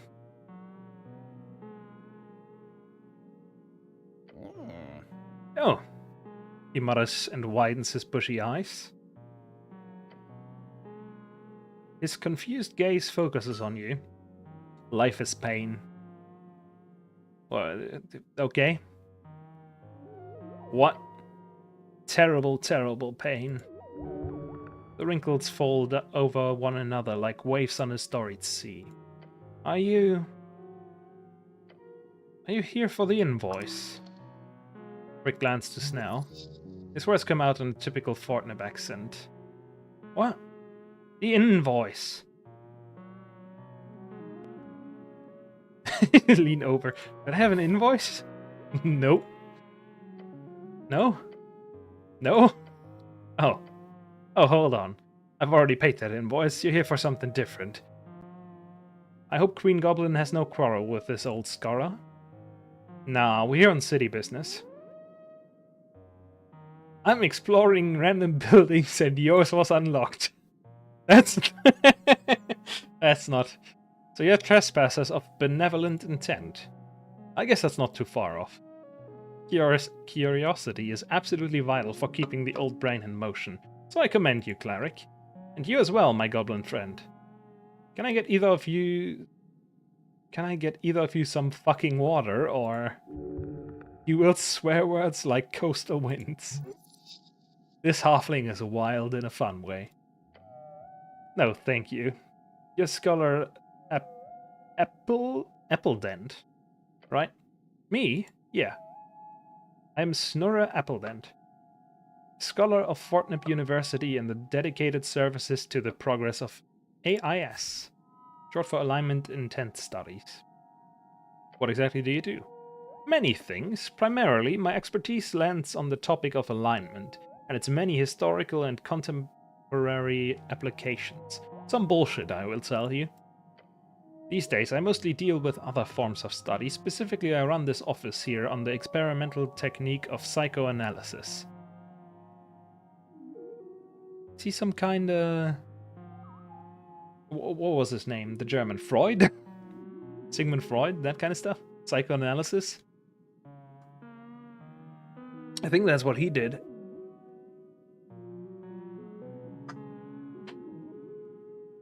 Not that he did a good job back in the day, but whatever. What kind of magic is that? No magic at all. Although there has been some detect thoughts involved in at some points in the development. Fair enough.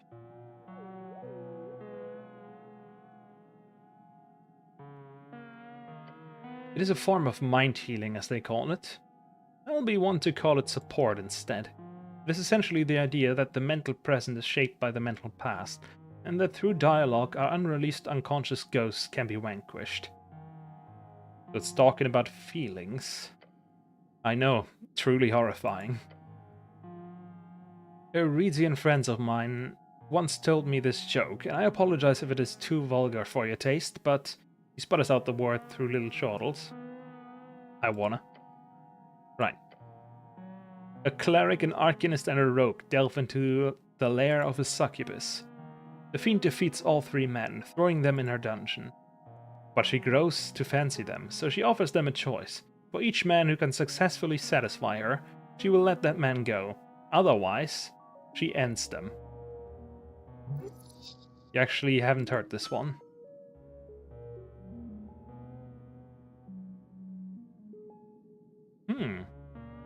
What a rambunctious tale. Go on. So, the three adventurers debate in which order to go. Eventually, the rogue and arcanist decide the cleric should go first, as he is a virgin, and will be least likely to increase her standards. Your goblin companion rubs his eye as he listens to the joke. The cleric, being divine and so on, prays to his god, and goes to the fiend's bedchambers. He comes out 10 minutes later completely unharmed, and gives a thumbs up to his two friends, who of course both feel great sense of relief. The arcanist goes in next, confident and arrogant. If the cleric could do it, the fiend must be easy. Within minutes his bones roll out of the bedchamber entrance, the men having been incinerated by hellish flames. The rogue is horrified, but realizes, obviously, the arcanist overestimated his abilities, so he carefully enters the bedchamber, ready to put every ounce of effort into it. Less than a minute later, screams erupt from the bedchamber and the rogue's lifeless corpse falls out of the entrance. The cleric prays for the souls of his comrades, and gathers their remains for burial. The succubus steps out, smoking a cigarette. He tells the cleric, your friends were truly terrible. They were just fumbling about down there. At least you managed to touch it a little. To which the cleric responds, you are truly an awful creature, and I will pray for your presence to be exorcised from this plane of existence every day until the day I die. Then, before he walks away, the cleric also adds, oh, but I did heal that horrible wound you had between your legs. Hopefully that makes you less evil in the future. The goblin lets out a slight gust of wind through his nose.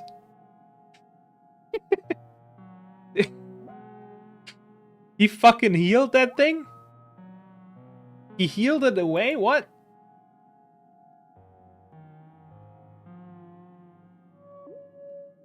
Wait.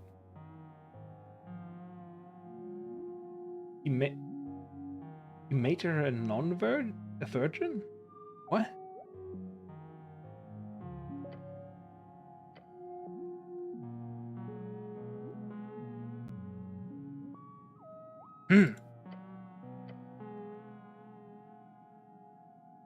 Cleric meant well for all his intents, but his action cost the lives of both his comrades. Is that evil or good?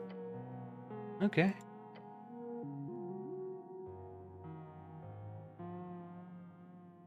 I'm guessing he just healed her hymen or something? And that made it worse? I'm not sure. So one can move forward more speedily, but yeah. I don't have any repressed negative feelings. Not like removing the curse of the mind. I don't really care. Curse of the mind. In a metaphorical sense, yes. But it's not the only thing I work on here. I'm currently exploring the dream of animus. That's something to do with masculinity and femininity, based on Cividix's ideas. The dream of man and woman. What a pervert. You like this guy. You dream about men and women? Sometimes. But the dream is just a concept of understanding gender and ideologies. Ideologues. What? Okay. Beyond that, I also focus a lot on my own unverified theories. The folk spirit, have you heard of it? Sounds like a collective folk view on morality. That's some kind of unified moral or ethical code of a people or culture? No, it's not actually that far off. You've got a head on you, cleric. The folk spirit is the working title of my new thesis. Most of it is, if you excuse my Anuran, a nomadic amphibian people. Ah. Rock folk. Fucking bullshit. But in short, it's about how each folk share a number of core communal archetypes, or myths. I've traveled around the coast to collect as many tales, writing down thousands of stories previously only passed down orally. So he's also like the Brother Grimm kind of shit.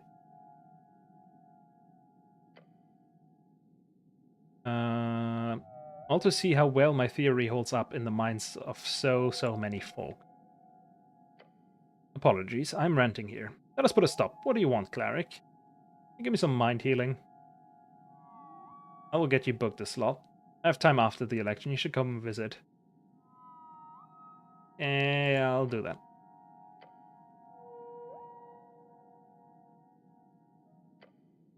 He's struggling with a certain topic, okay. Yopman is frustrated. He's trying to avoid even thinking about it. I'm focusing on specific idea of civics. The idea of two opposite faces of your ego, masculine and feminine. But I just can't seem to get past a certain obstacle. Explain.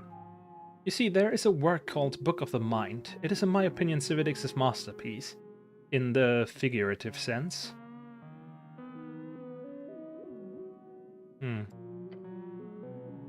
I own several copies. Okay, it's not hidden in a dungeon. There is a rare edition of this book, which contains a rumored so-called final foreword from Cividix himself. In this foreword, he apparently reveals a revelation about his categorization of the psyche, specifically on the topic of gender. Truly eldritch knowledge? Might be nothing, but it would be highly interesting to get my grubby hands on it. And more importantly, it would bring me great pleasure to know how much Cividix would be spinning in whatever Tarzenian mass grave he's buried in if he knew a halfling like myself was pioneering in his footsteps. Understandable, you guys are weird. Nah. You want to develop his ideas further? That's the idea. This final 6th edition of the book, it was only printed in 10 copies. The publisher then hiked up the price in order to sell it to collectors. Those collectors have then spent the last 3 decades using these copies as a form of investment, making sure to keep the content of that forward a tightly guarded secret. Reading's boring. Terrible. Scholar's work should be freely available. Nothing's ever free, even if it's free. So what, do you want me to find it? I drank a bit too much the other night, and in my desperation I paid a diviner to cast Locate Object for me. 2nd level divination spell allows the caster to know the location. I didn't expect anything and wasn't very expensive. However, she actually found it. A copy of the 6th edition Book of the Mind is here, very close to Waterlane View. And she even told me the exact direction. About 40 meters straight down. Meters, a way of measuring distances, invented by an arcanist named Upland Hagenshag. Okay. Meters? Right. That is something like 100 feet. 150 maybe. Stay with meters, mate. I don't know feet. Sorry, the diviner was a freestrider. You know, they're like how their lichen reads. Silly decimal people. Shut the fuck up, dickhead. W Freedom Unit. It's in the city below, which is the dungeon. Basically. Yes, exactly. Justice Diviner? Well, trust might be a strong word, but she was connected to the Free Striders, and while they are ruthless capitalists, they would not keep a scam artist around. Or if they did, it would be very funny, of course. That's a name. Lisa, I believe. She used to have a hut on top of the Free Strider building. It wandered away, I think. Oh, okay. She seemed kind. I hope she stops working for those fucking parasites. That sounds like a quest. Sure, why not? So many side quests. Delve into the dungeon tunnel below and get me that book. Don't get yourself killed, and in exchange I will... Well, what the fuck kind of reward do you want? I want to heal my broken mind. Impossible. No one can fix another's mind. I can promise support, but no guarantee. I don't know. You have some kind of magic item? I have books in droves? You know what? The book itself, it's expensive and probably magical in some sense. Get me the book, let me take a look at the forward, and then you keep the book afterwards. That's still a quest, right?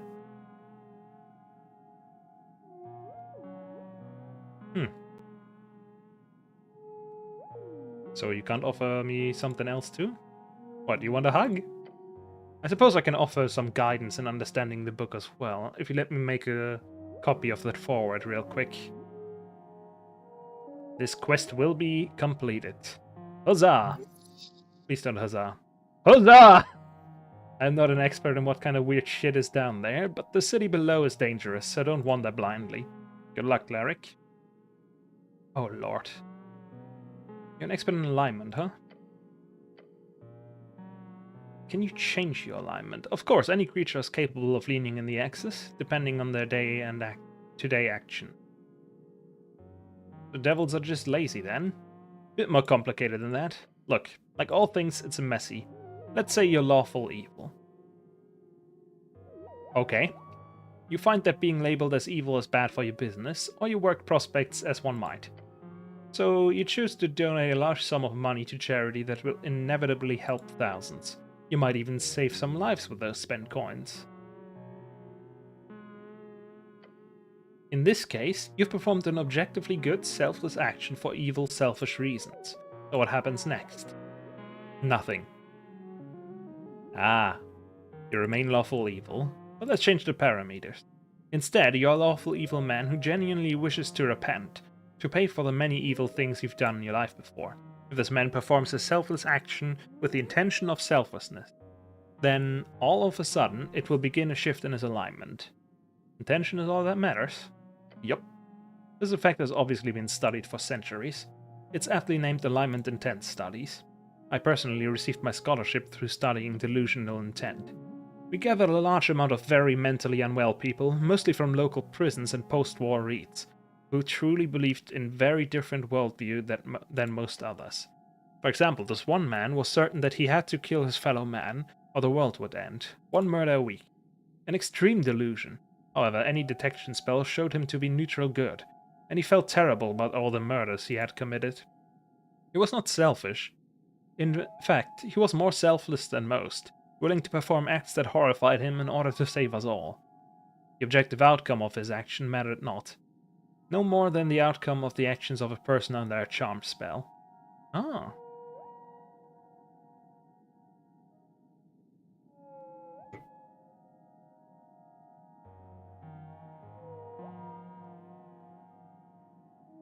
Even this? Is this? So you can will yourself into changing. So what if you're not smart enough to understand your actions? That is what we call sentience line. It's not exact. Animals, for example, are true neutral by default. Any that is not a pure beast, but rather affected by esoteric forces on some level. That's the theory, at least. But imagine a man who loses enough of his mental faculties to be considered a beast, no longer living in the world of good or evil. Let's say he was chaotic good beforehand. What happens to his alignment? Does he suddenly turn true neutral? Is he stuck at chaotic good? Or does he somehow slide towards true neutral? Because that's another thing. There is no known way to perform a neutral action.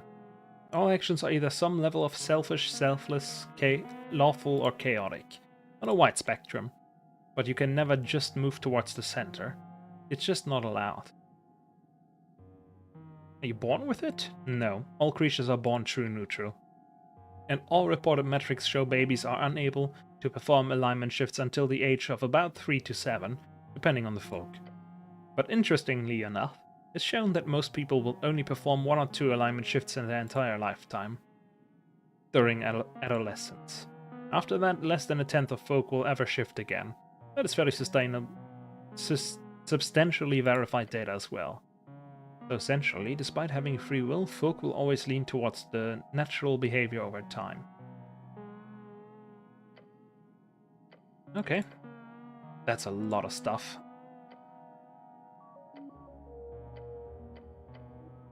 Oh. I want to be chaotic neutral. That's not how it works, cleric. You'd have to be incredibly deluded. I mean, an absolute living in your own world mentality, unstable, in order to simply decide what your alignment were and actually get an outcome from it. But I suppose that can't hurt. Good luck being... Sorry, what did you choose again? It was, yeah? Lawful evil. With you on top, obviously. Chaotic good. Your heart tells you clearly every day you don't live for you. You live for others, against all structural horrors the world has brought around you. You're not gonna like it, but the goal is to end up on top, right? Win every conversation. And you're not really moving along the axis of law, so you're net neutral evil. Though, seriously, whatever you do, do not tell that to the halfling. You should just opt out. Chaotic neutral. Pure chaos. Who doesn't like an unhinged madman? Good luck with that, cleric. What does chaotic mean? We've done da-da-da. Mainly, who decides what's law? A law can be chaotic. Okay. But generally what we found is that there are a few common rules that chaos follows, breaking down structures, whether that is a building or hierarchy of society.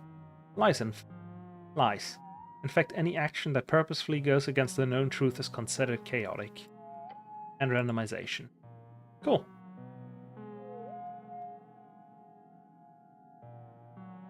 Why isn't it illegal to be evil? That's a good one.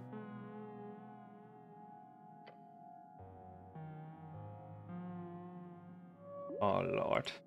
Let him rant. Yeah, sure, let him rant. Should I just let him speak? Just repeat the last thing he said. That'll make you sound smart. Okay, we'll just go with that. Thanks, Charisma.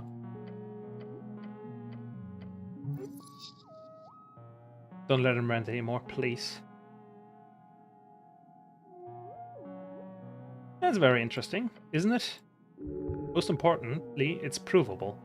Unified soul of a people. What happens upon merger? How's it provable? Reproducibility analysis. Okay. Their folk spirit better than the others. Better means nothing. Okay. We're doing this for experience. What happens when 2 folk types merge? No clue. He's honest. It's even harder to pinpoint due to the nature of merging cultures. Okay.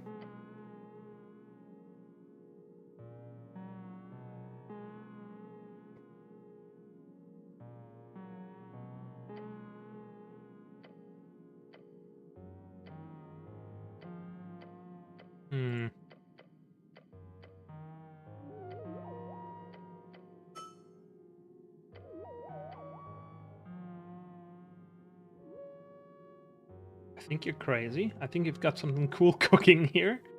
I think your theory needs a lot of work. I think your rant about breeding was very conspiratorial. I don't have opinions. I think it needs work. That it does. Thank you for listening to my rant, Cleric. You as well, my goblin friend. You're welcome. I did not listen, but sure. How does death and resurrection work with this? Can death change your nature? Yes, death can function as a reset for the mind in a way, but arguably no less than any other trauma. There's soul. The fuck do I know? Ghosts exist, of course, as do wraiths and other foul undead spirit things. And there's much arcanist data on such things. The ghost is the soul, right? But speak with dead does not. In fact, a ghost is technically able to ask questions to its own corpse. Very surreal. Which implies the soul also leaves a conscious remnant of itself. Ah.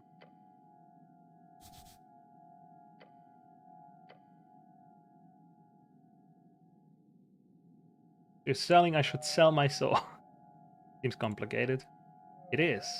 Can one spontaneously resurrect themselves? Why not? What is love? Love. Pure calamity. Deadly and destructive. Its nature is just perverted and foul. Because it is complete surrender without idealization. To love is to accept, without proof or demand or conditions. This complete surrender to another. Ridiculously risky. This guy's more fucked up than you are. Yeah, fuck off. No. You know, a lot? I sure do. My wife would certainly attest to it, despite my horrid nature. And the familial love is close to my heart as well. My 2 boys are my most prized works. You have a wife and kids? Yes, but nothing we need to talk about. Private life is private and so on. He does not wish to speak about this, not one bit. His personal life leaves a twinge of pain in the crease of his eyes every time he thinks of it. This scholar's got one hell of a messed up family then. Don't push it, he won't talk nor is it interesting. Yeah, fuck off. Yep. Fuck it right away. Calming himself down for the punchline. Love is a completely unpredictable and dangerous encounter, and I've yet to meet a sentient folk which is not afflicted by it, and interestingly enough, I see no difference. It is universal. Elf love, halfling love, devil love. True love is always irrational. It is finding the perfect inside of the imperfect, and falling directly into it, swallowed by it. Some folk might act it out in different ways depending on their communal nature or biological urges. But if you are one of the few who do not need to, good. Be happy. If you're not, then good luck, and may the gods bless your soul. Why don't you use magic in your mind healing? Does not work. Not the greatest arcanist could invent a spell capable of fixing mental unwellness. If you happen to find a cure mind spell, you would make a fucking fortune casting it on rich people around the coast. Although just the thought of such a magic gives me sort of ontological nightmare. What does it mean to have a cured mind? Did your or some outside god at some point decide what constitutes a wound of the mind? In the same way suffering is used to heal wounds of the physical? Pain equals negativity. That is universal. The universal indicator of the negative. Yes, when you heal a person, magic itself targets the source of the pain, as a sort of bullseye for reverting any harm, no matter the source or specific biology of the person. But what if one suffers from night terrors caused by some horrors of the past? Should a mind heal spell remove your ability to have night terrors? Or should it remove that traumatic source from your memory? Or simply lessen your mental ability of neuroticism? Could the latter lead to a society without neurotic people? Would that also dampen other fears? What would you consider to be a good level of negative thought? It sends my mind spinning. Everyone should just be happy. The world inside each mind needs to be diverse, with both good and ill. I agree. The most neurotic people might be somewhat tortured, yes. But they are also some of our greatest thinkers and philosophers, perhaps even partially due to their internal pain. No, the mind requires another method, one I and many others are attempting to untangle. Where did you say I should look for this book? 120 feet down. What do you know about the tea shop that exploded? Horrific. Shit started shaking. It was as if the red rock of Tolstad itself was cracking. For half a second or so. So you were down here when it happened. I think I was asleep, but the sound awoke me. You check it out? No. Someone told me later what it was like. I have work to do here. You hear anything about it? You should not believe rumors, cleric. But yes, I did hear some nasty stuff. Some people seem to think the owner did it himself, since he is missing. Some others think the city did it, since they printed a clear lie in the post. I've also heard people say the Askelists are responsible since it was their hideout, or that the Free Striders did it for the same reason, blowing up Askelist opposition. It's all bullshit, of course. Don't believe rumors. What do you think happened? He shrugs violently. How do you shrug violently? What are you voting for? I'm a filthy Askelist. Why call it filthy? Have you ever seen a clean Askelist? Joke. The green banner is flown in a strange context here in the Republican wet dream of ours. Askelism is supposed to be about abolishing the entire structure of hierarchy. That history is driven by economic struggles, specifically the clash between classes. Asgeld's end goal is a classless, stateless society where everyone's equal. But looking at the Norvikian Asgelists, it's clear to me they long ago let this goal slip past. Look at them. They are shaking hands with the establishment, trying to find a peaceful solution, they say. They're simply becoming part of the establishment. True, a compromise with capitalism will always be all-consuming. Look, genuine change, true change, needs a truly revolutionary break with the existing order. There's no doubt about that. Incremental reforms, small changes within the capitalist system will always fail to address its fundamental contradictions and injustices. My time in Reeds made that clear to me. But always be wary of simplistic utopian visions. There's a path covered in corpses that leads to such blind idealism, so I will vote for the social democratic compromise. This handshake with capital. Then I'll go home and piss myself and die, dreaming the next generation will have answers I do not. I hope they vote for a violent one.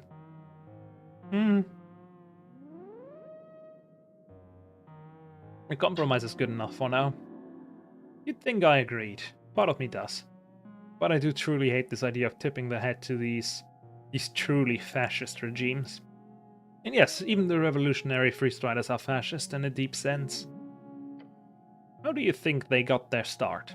Through the coin of those who profited in the great suffering of old Diminer, in the Coast War, in grinding the flesh of humanity.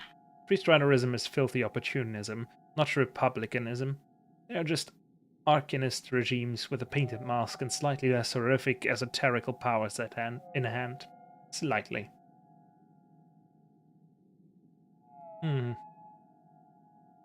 So what, we don't even try to bring about Asgard's dream?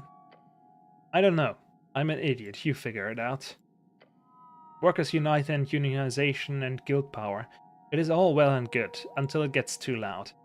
Make a bit too much noise, and the true powers quickly and efficiently drop this illusionary mask facade, the esoteric spell that tricks us into thinking they care. Not that they are in any way full carrion. Concerned with seeking to promote the welfare of all folk. So what about you, cleric? You're voting Asgilist, I presume? I'm voting for the new god king wizard emperor of Norvik. Who's that? I did not see that dude on the card. Me, of course! What are your qualifications? Come on, sell it to me. Why should you be king? Do it. Show me intellect. Now for something else, before I start ranting about the suffragette movement. Your companion glances at you. No, please, I really want to hear it.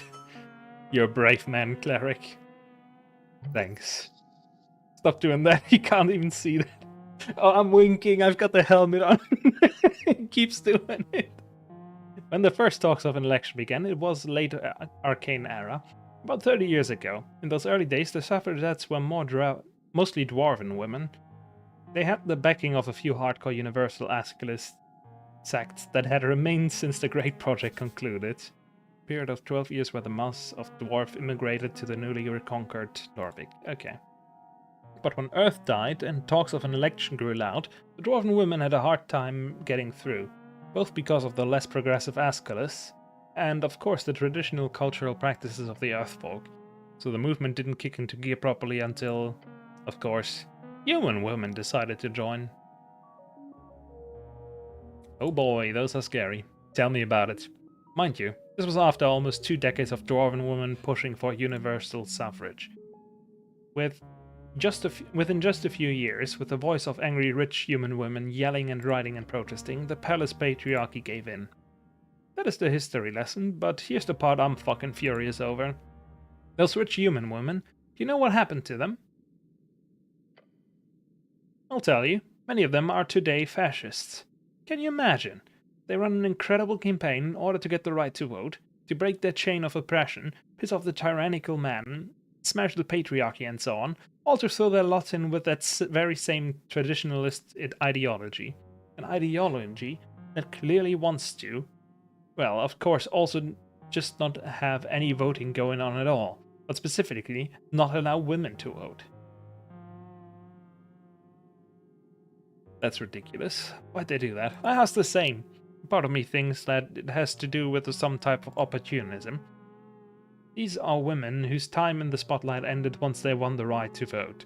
Suddenly, the entire platform of activism disappeared overnight. But even still, why nationalist?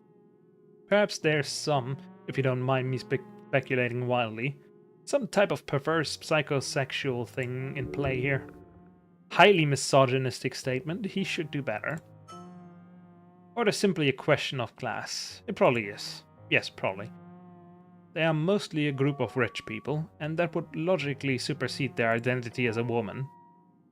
If the rich human position in society is threatened, they have more to lose as rich than as woman. I think I've been talking to this guy for an hour. It's a complex topic, and I don't have fucking time to think about it, even though I want to desperately figure it out. But what is just something I'm fascinated by, you know? The halfling rants about things he is trying to understand. He's able to capture an audience that way, clearly. His points are somewhere close to coherent. Anyway.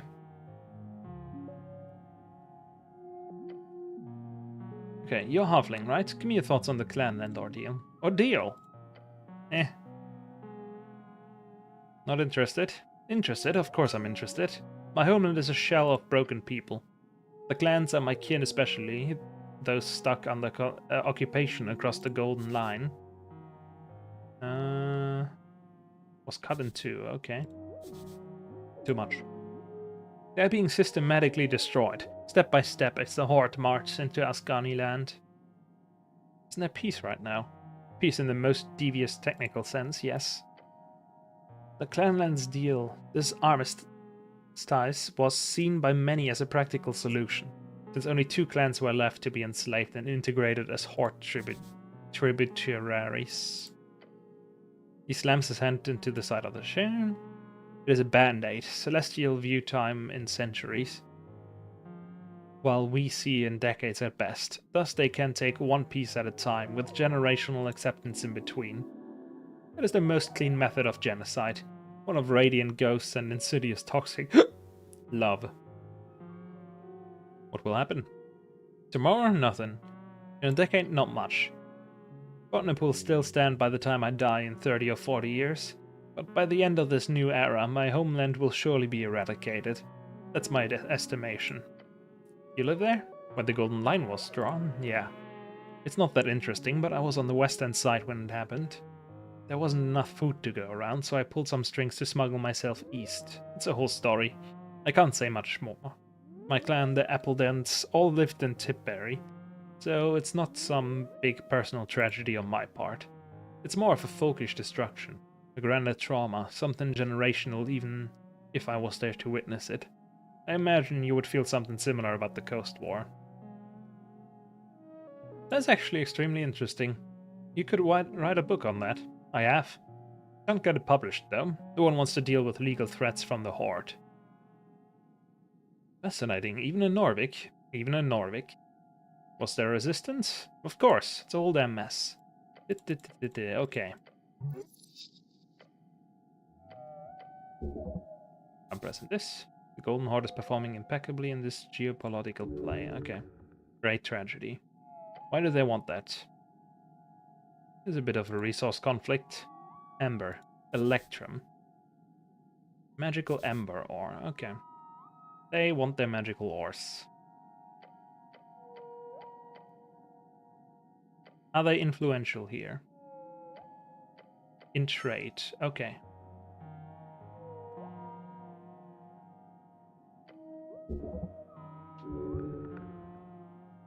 I didn't want to ask that. There's so much personal. You seem interesting. Kind of you, but you're wrong. Okay. Keep your secrets. Oh! My brain needs to refocus on the screen right now. That took a bit.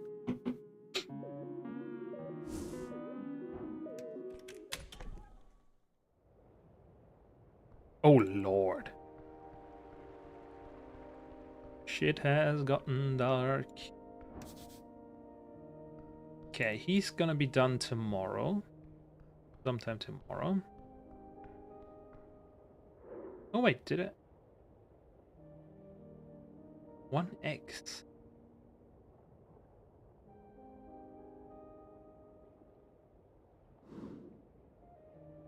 That does remind me, I should get rid of this book. That's zapping my strength, upgrading my wisdom. I possibly... what do I want? Charisma. Let's go with that, have the strength back.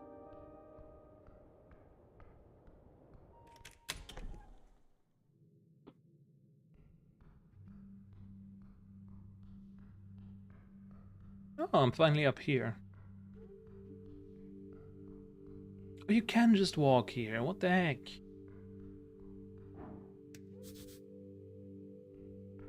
It's a dormitory.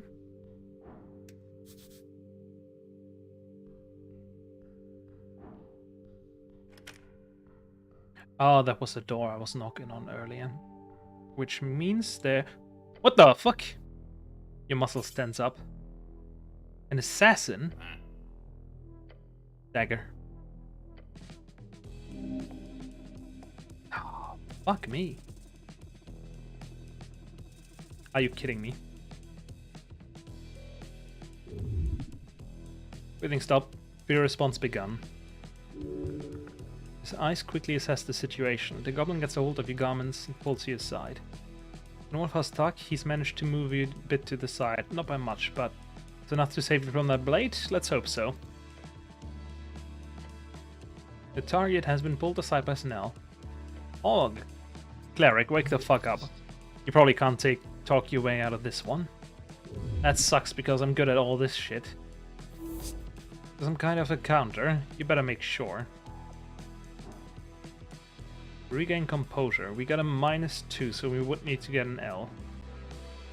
Look to Snell. Just a glance and it's clear. The goblin is moving. You're already behind.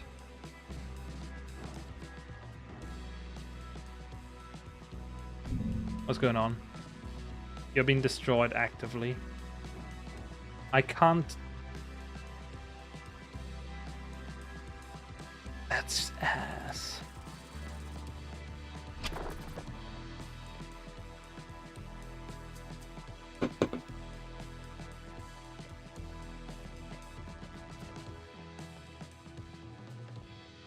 Be polite now. Reach out and shake his hand. What? You smile. A polite smile, but really, is it the time? You're wearing a helmet. The bastard can't see it. After the initial attack, the masked one goes in for another attempt. Do not let him counter. Strength does it. Your goblin companion jolts his arm to the side and a thick string appears out of the sleeve. It's a long woven cord with a pouch at the center, along with an iron ball. A loud thud explodes from the lower left tip of the masked one. Despite the damage taken to his body, you can hear him grunting and pulling himself together. Once again, the masked one lunges forward. Dagger aimed at your vitals. This could kill you. His movements, they are desperate. The masked one does not do this out of devotion. It is fear. Dagger hits 11 HP!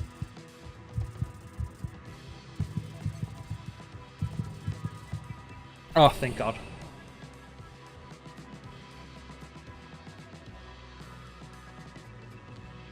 Any loss of hit points is reduced by 1. That doesn't help.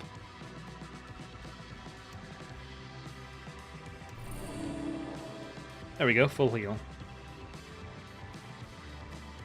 Oh, does this go down each time I nearly die? Dagger hits right below your neck artery. Fuck, you hear a weak voice behind the mask. This will not continue for much longer. This fool will run away. You must stop him.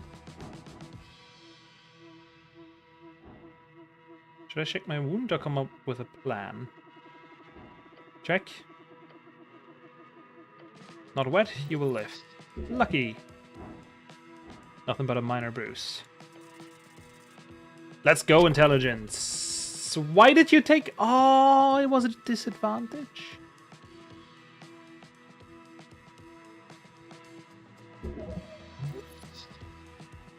This guy's trying to kill you. You think you can ask him nicely to stop?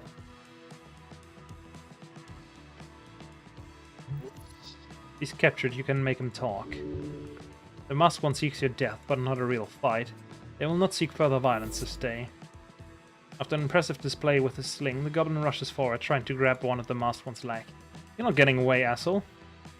He starts sprinting away.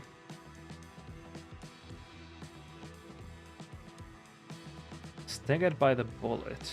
Ain't got composure. Oh, thank God. We got him. Once you manage to grab the arm, it doesn't take long for you to pin him to the ground. He's struggling, but your grip is iron. Tingle, an esoteric tingle. Magic, you need to get him. Grab the mask. As your hand gets close to it, you sense an intense esoteric energy. The masked one is gone. Where'd he go?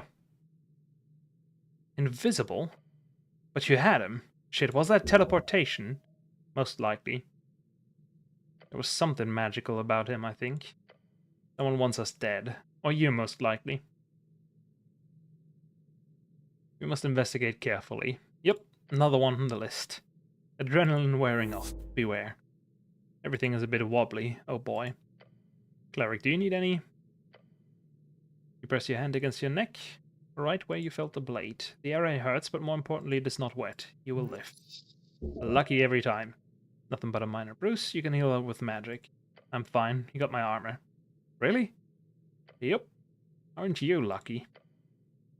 Guess we're gonna need it if someone's sending assassins after us. Even incompetent ones like that. Why would an assassin be after you? This warrants an investigation. This blood us to something deeper. A devotion. What have you disturbed? That mask was weird. Gives me the creeps just thinking about it. Looked like some old ceremonial thing. Religious rites, sacrifices, cults. Cultists? These days, evil cults aren't a thing in Norvik, if you believe the magistrates. He's implying there's a world underneath the city they don't care for. The city under the city. I love that place. Could also be connected with something below. We should go ask Snorre, your new scholarly friend. You might know a thing or two about cults. Who do you think sent him? No clue. The goblin knows nothing. Why attack us? Great question. My initial guess, an enemy of Lady Sageleaf. Won't let an insult like that slide. Perhaps it had to do with your supposed tumble into the river. Surely it must. The goblin's problem or yours? You're probably just stepping on someone's toes with this whole tea shop business. The ambient groan of Norvik's red rock echoes below. The river cursing around you, hugging you. Oh, my throat's starting to hurt from all this reading. Cult hit. You almost feel like something stares back. Your companion clicks his tongue. Fuck this. They can't get away with that, not on our street. There's something down there. He joins you staring into the abyss. I know. You stood your ground. Somehow you live to tell the tale. The goblin is more competent than you imagined. You have a feeling this will be a fruitful partnership, if you can get on this good side. This attack was coordinated, not very effectively, but nonetheless planned. There will be more. Let's get out of here. Sure, I'd like to save now. My last save was in there, and I think I'd like to go back. Because my goblin asked... My goblin, yes. The goblin friend did say ask him. And he's up here.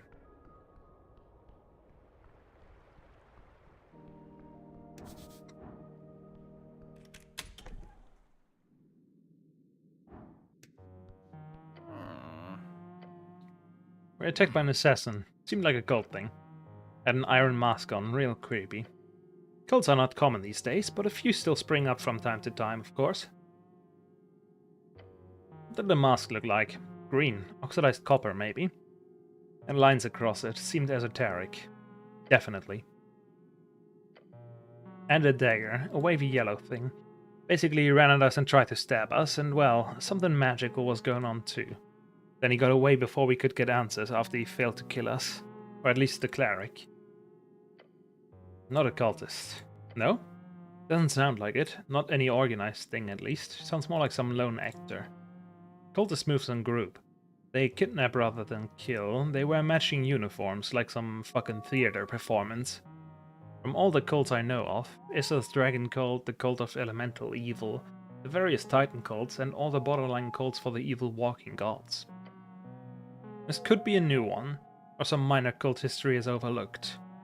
More likely is a radicalized spellcaster, or a follower of some magical creature. If he's draped up in magic gear, it's more likely a professional hit. Does anyone want you dead? Might have to do with a tea shop. Perhaps a warlock. The goblin winces at hearing the word. I like warlocks though. That was like all I did being a warlock in Baldur's Gate. Because the cantrip is just too good. But for what patron? A fey creature? Or some aberration? Who knows? You should be careful though, that kind of magic is deadly at best. Good info. Slightly horrifying, but good info. We'll keep that in mind if we run into him again. You do that. And my tip, strike before he gets off any dark magic on you. As the old legionnaires say, rather a blade in the belly than a curse on the balls. He's laughing. Someone's out there trying to kill you and he's laughing. Eh, it's fine. We've got experience for it. I did notice though that my health is going down every time I have to throw saves for death shit.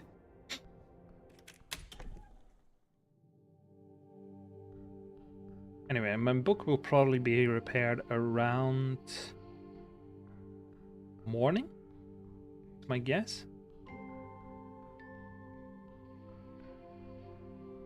There was this tavern, and there's also the tavern upstairs. I'll try to go through that one around 12, maybe? Oh, a tiefling! First, let's have a look around if we can loot anything. What's that? Old well, it's dry. The wishing well? No. I wish I was the greatest knight. Nothing happens. Won't you look at that? That must mean you're already the greatest knight, huh? He's making fun of you. Look down. You see only darkness. I'm not jumping in there. The heck? All this Vault Guardian.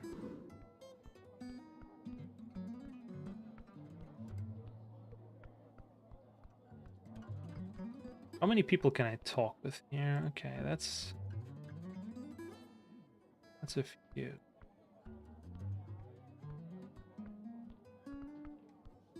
Quite a few.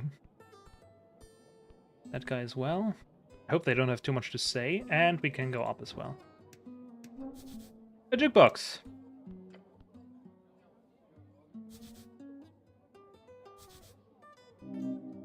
Their presence light up the night in glorious rhythm. So many nights spent looking over the track list. Just don't think about the time they threw you out for playing DLS 15 times in a row. Dylan's Last Stand, a classic dive pop that got real popular around the time you were born.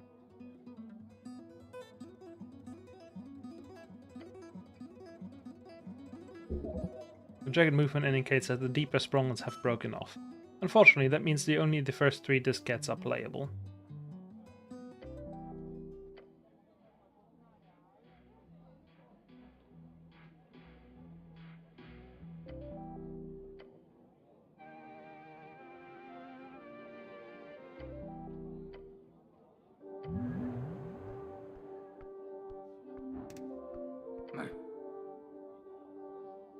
Scent of smoke fills your helmet. He takes a drag of the pipe. He's glaring. I see you at Pillar Crossing. I see you're getting more cran by the day. The goblin who signed the Goblin Treaty, he served Earth for many years. Oh. A traitor. Fuck you.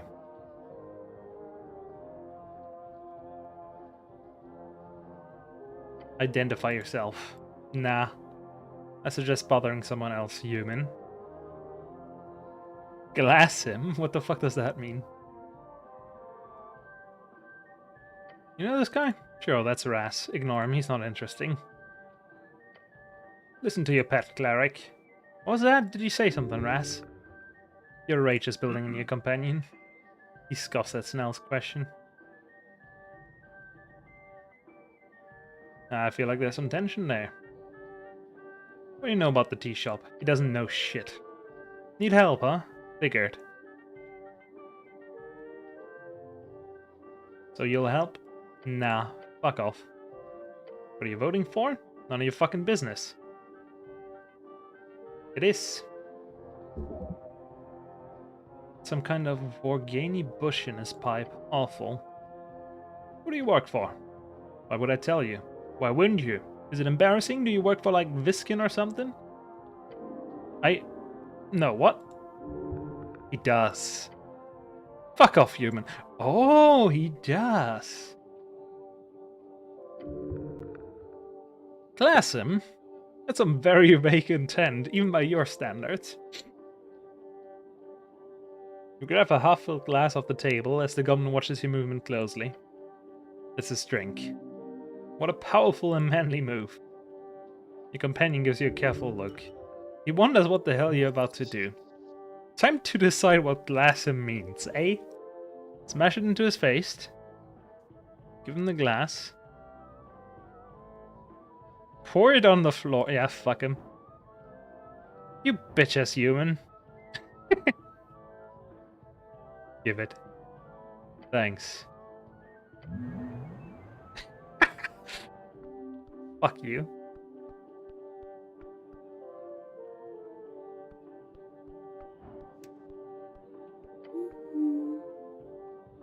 Also a goblin.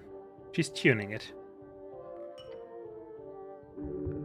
She's frightened by the earth-cut colors. I'm playing in a second, okay? Okay. Okay.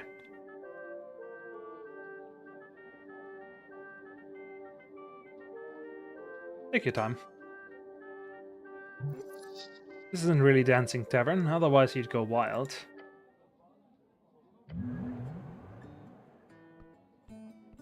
Sure. Let her play whatever. I don't care, there's another goblin. He notices Snell. Smarter. Snell. Don't cause any trouble. Okay. Snell motions for you to leave the guy alone. Any cousins? Something like that. Smarter's a notorious pickpocket. Don't let him get close. Oh, a common thief, huh? No, look, I'm talking a real, actual pathological kleptomania case. Like the can't keep his hands away from pockets type of deal. Except Smarter, he fails every single time, hurting himself in the process, so... What fool. Can you imagine failing at things and hurting yourself a lot? Oh. Yeah. I don't think he's ever gotten away with anything, so just be careful around him. I don't want him hurting himself again. Okay then. Talking about pickpocketing, what do you have? I mean, it's useful, but I don't really need that much. As long as I got spell slots, it's fine. And I've still got a lot left over anyway. I'm not saving to steal, I'm saving just in case something bad happens. What do you have? Nothing worth stealing. Mm-hmm. Oh, it's her. All of my proprietary deals would have to be included in that, obviously. Which would make it more akin to double that price at least.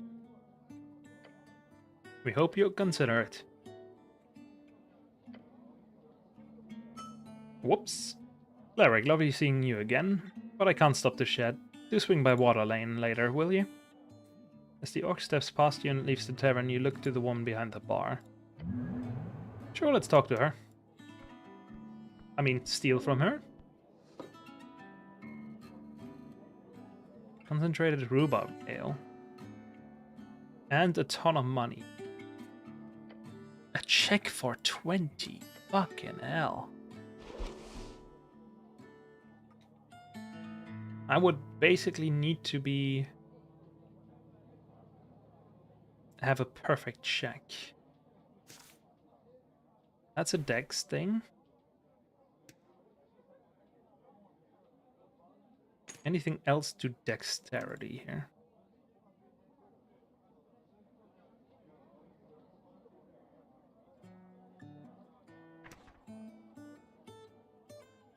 That's one.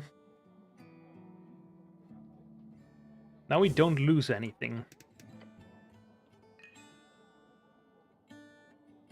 I mostly want that because that looks like a 1 week level up thing.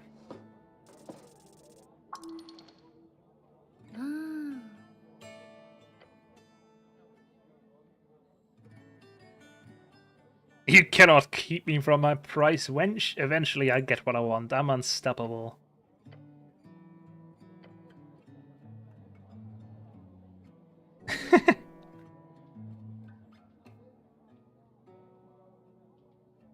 By the gods, are you truly the Iron Wall itself? Whatever, just get out of here. Yeah, I was playing with you. Man, what the fuck? I want that. I'm gonna get that. A roll of 15, that's like a 1 in 4, right? Bad cleric. No. I mean, the money's a lot, but I'm obviously not getting that. So I'm not even gonna try that. I'm just gonna try until I get this one. I will get it. I wish there was a quick load, quick save kind of thing. That usually helps with this kind of stuff. Because then you don't have to repeatedly do this. Because I will repeatedly do this. I am that kind of guy, yep. I will not stop.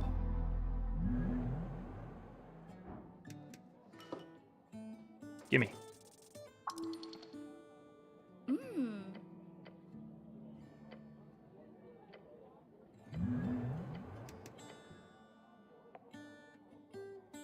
You will give that to me. That will end up in my pocket and nowhere else.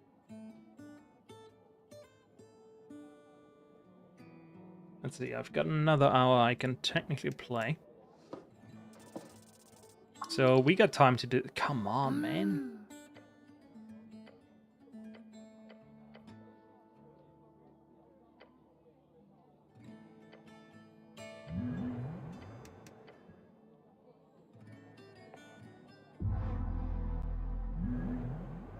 I'll get that. It's just getting worse, man.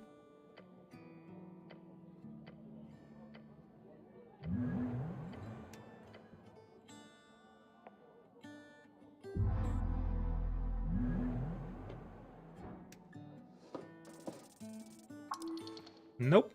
Hey. Come on. It's just gotta be about...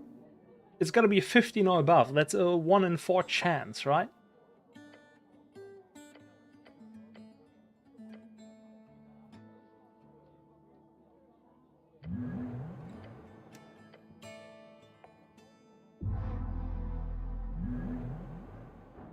Man, I know I should have gone for Dex.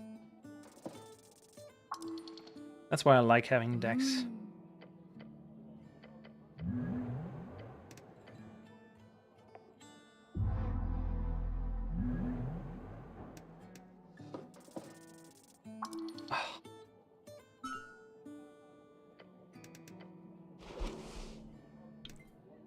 Grants a minor charisma increase. There we go. Worth it.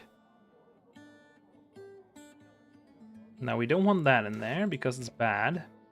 So we take a wisdom tooth. Wisdom is good. Actually, no, we take intelligence. I love having high intelligence. And this is all just to boost my dexterity, which is low. Save again. Actually, isn't that the shop that the tea dude likes? I can't reach that from here. No, that's fine.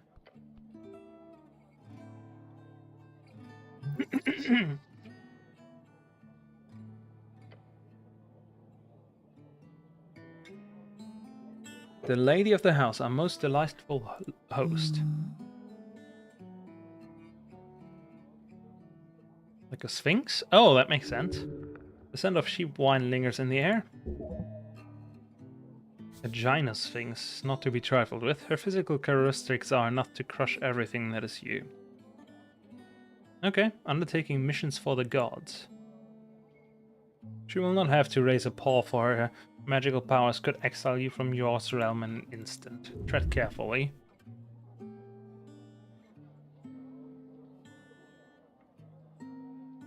Deep bow. Good. Treat her like a cat. Let her speak first. The Sphinx looks down at you. Meeting her glowing blue gaze makes you feel like you're falling far below the world. There are eras of wisdom behind those eyes. Her expression turns dark. She scrunches that pretty face of hers. Dark tidings bringing you to the hearth. You see a hint of chaos in her movements, unfocused. You'd expect her to act a bit drunker, considering the empty barrels to her side. Then again, you know how well a Sphinx holds her liquor. A helmet dog, dragging its leash around the vestiges of yore. She extends a claw, thick as your arm, and pokes you in the stomach. Woof.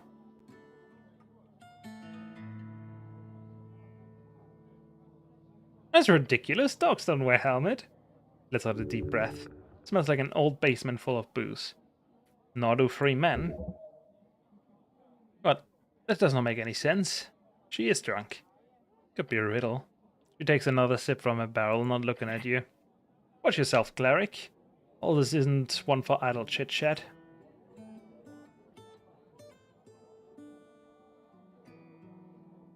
You know the Sphinx? Nope. Every night there's a drunk jackass that asks for a riddle. She usually doesn't hurt them.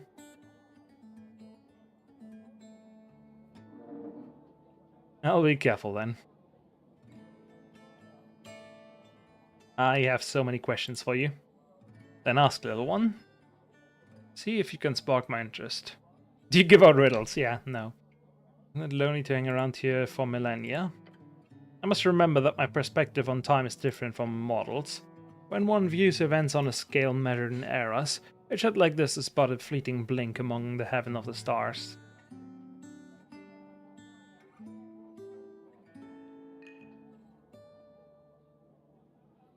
So there's no dude sphinx in your life then, huh? You touch upon a sensitive subject.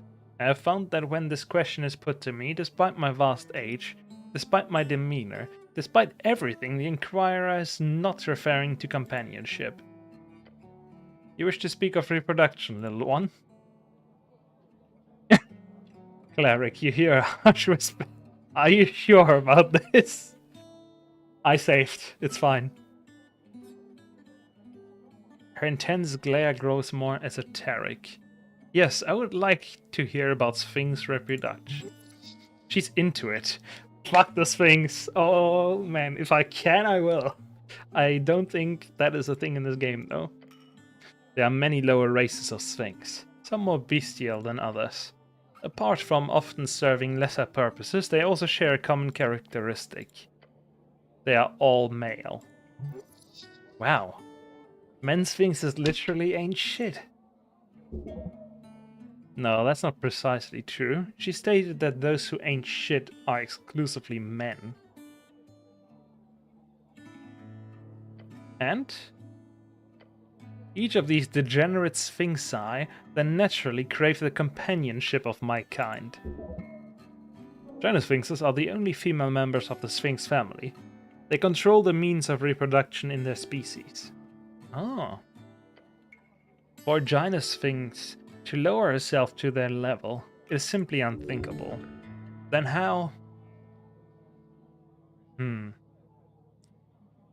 Any man would desire such beauty in his life. Agreed. Men are, after all, shallow idiots. Harsh! Love it. Thanks, Charisma. The degenerate races of Sphinx were born wicked and craven. These creatures are no more similar to I than a horse to a donkey. No, not even this, as it implies some level of closeness. A horse god to a painting of a donkey. Nice. This misconception of our similarity will plague me for eternity, but considering them a legitimate partner, creating more... The Sphinx shakes her head. A true man is his mind. He is not violent by nature, nor is he afraid of action. He is decisive yet tolerant. He is wise yet still ready to learn. A true man is a riddle.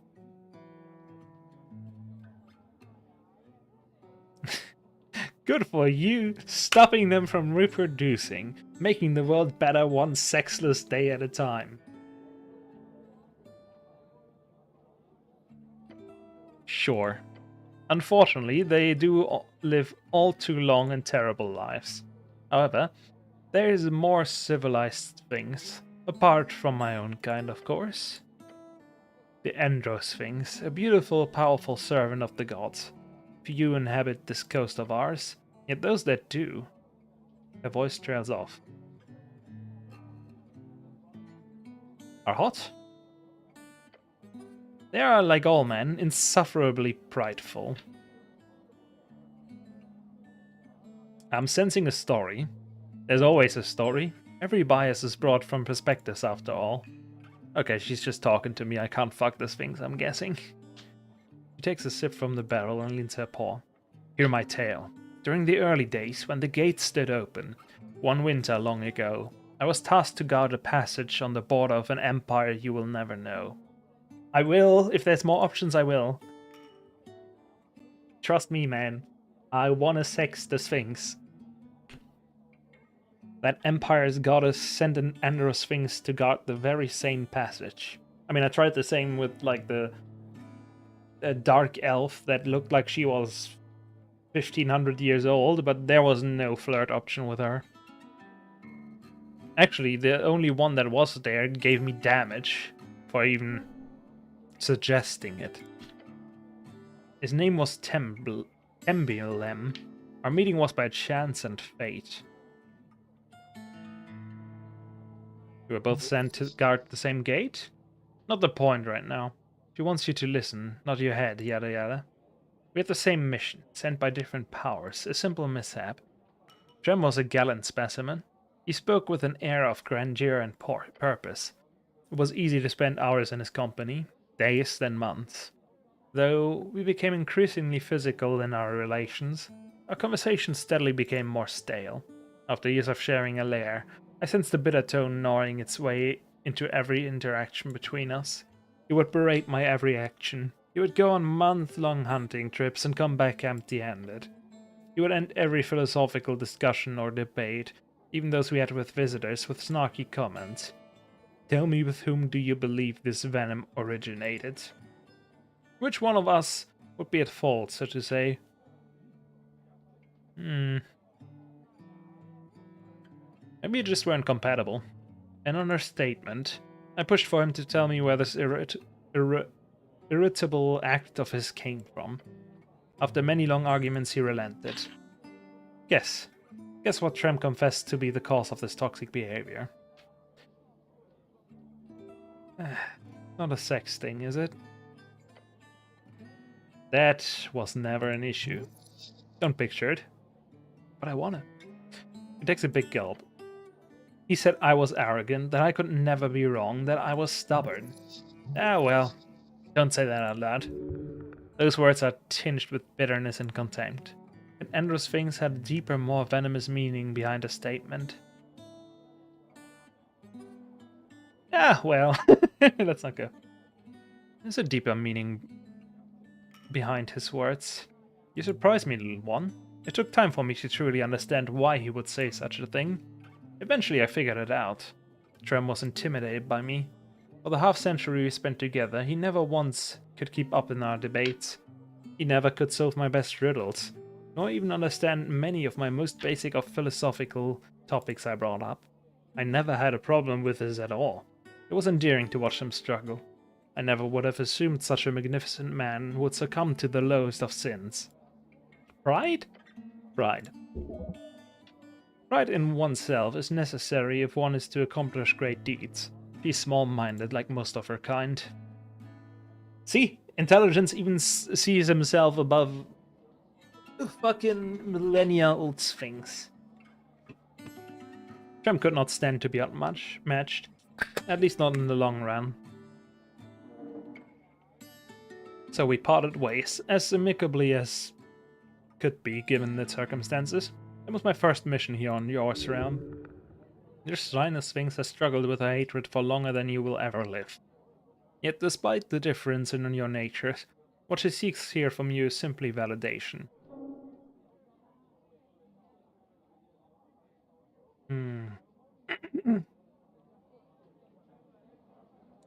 The separation was wise. A true man seeks greatness in his partner he does not fear it. I agree with both, but I would rather say this. When I told him the same thing, he did not respond positively. You've made for a decent audience of this tale of mine, little one. Sharing experiences like this is one way I hope to grow despite my age. Do you have any final comment to leave with?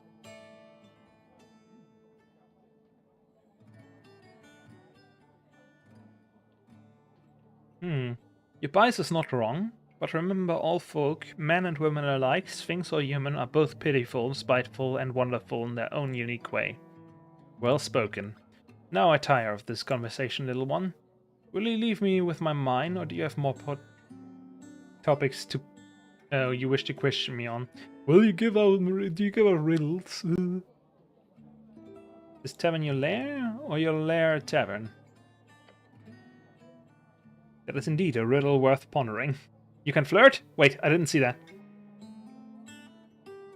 Ask why?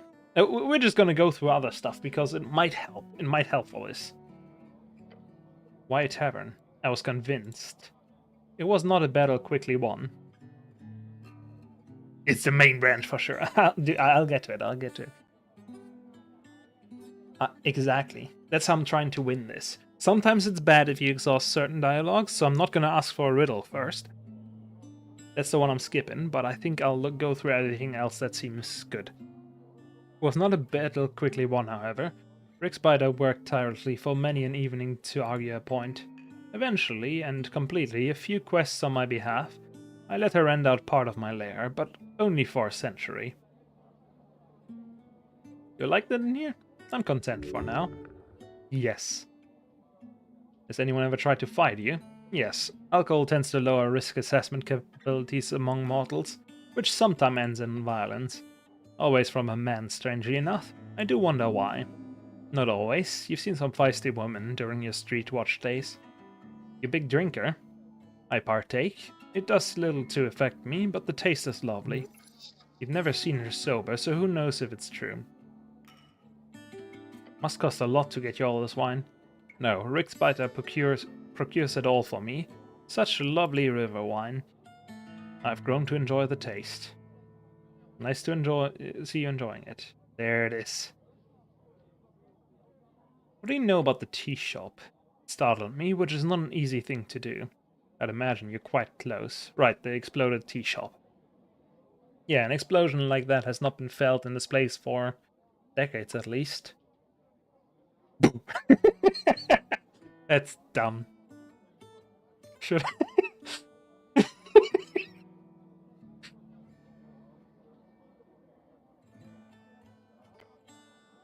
By the gods, you scared me, little one. She speaks of you like a child, which is understandable. You're so funny, little one. Let's giggle and feel proud. Yes, it reminded me of our darkness, what your people call the Fate era. Mm-hmm.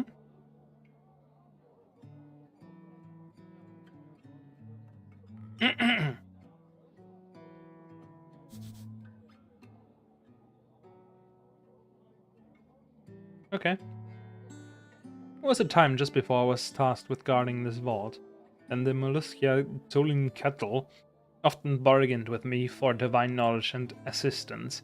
I liked the snails, they were good company. Oh right, the ancient snail people. I was saddened when their city melted under Isith's fire.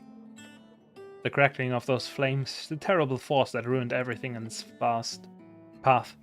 Flames of many colors. Those thoughts stirred in me when I felt that explosion. Old magic.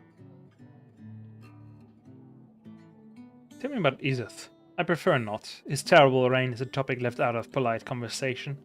Whenever you see the flaming mounds upon the burnt coast lit up in smoke and cinder, you will know his will has not gone away. Not for a moment. They built the first city here, from what I know. You've walked the streets, little one. Can you tell me more about them? A bit. They were masters at wizardry, far before the Arcanists or humans for that matter, even arrived to Jor's coast. They made some poor choices during their rise and fall. They aligned with Jor against the gods for one. And of course they picked the wrong side of the Dragon Wars. It is a tragic tale of a civilization that I truly believed to be good.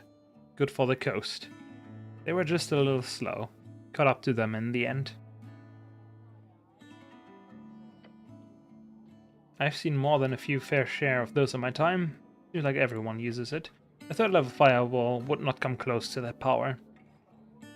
Any other spells? Destructive spell come in all sizes and shapes, little one. But there's a saying among Arcanists that any spell made to cause damage is just a fireball in different clothing. So who knows? That's a nice spell. Dragonfire? No, I do not. It was much too concentrated of a blast. Besides, a dragon large enough to cause such destruction would also surely not be capable of sneaking away. You've been here since Fate. There were some excursions early on, but yeah, a bit over a millennia ago. That's awesome. Thank you?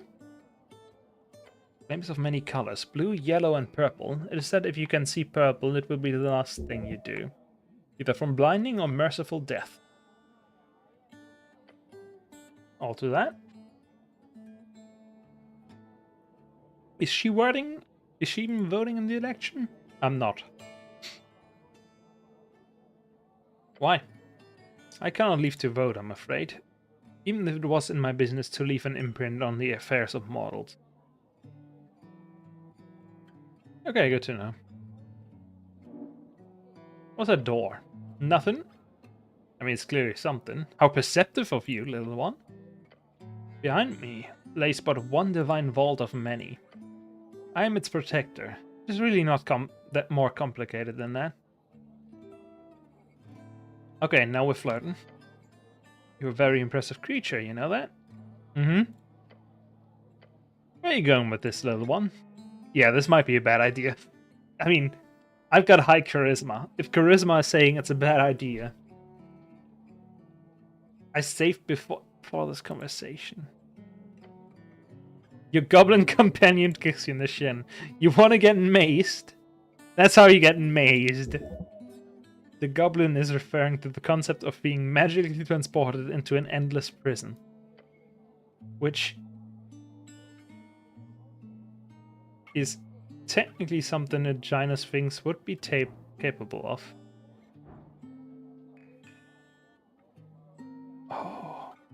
It's worse because I'm exhausted. We don't have 32 charisma.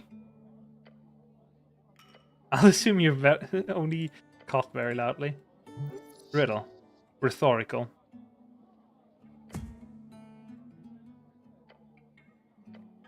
Once I had the sun's favor, My creets cling close to the wall. You might need to help me with this because I'm not an English native. Matured in shadows, I've witnessed empires rise and fall. Once left in silence, now the life of the ball. Yet I remain a draught of remembrance, a history's thrall. What am I? Easy. What do you mean easy and then DC 18 success? The answer is wine, specifically grape wine. Clinging to trellises eliminates many other fruits, and grape wine has been made for generations. Okay. So, given that this is an entry-level riddle, you imagine simply wine will suffice. Lovely poem about life's journey, how time changes all, even the simplest grape. Your companion smirks and gives a little chuckle. He knows! Make a guess. What do you mean make a guess, DC 20? That would mean I would need to roll 14.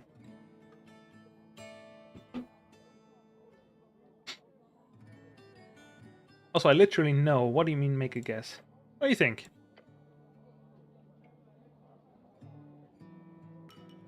Seems like a personal riddle for you, not for me. So I'm just gonna watch. Sure.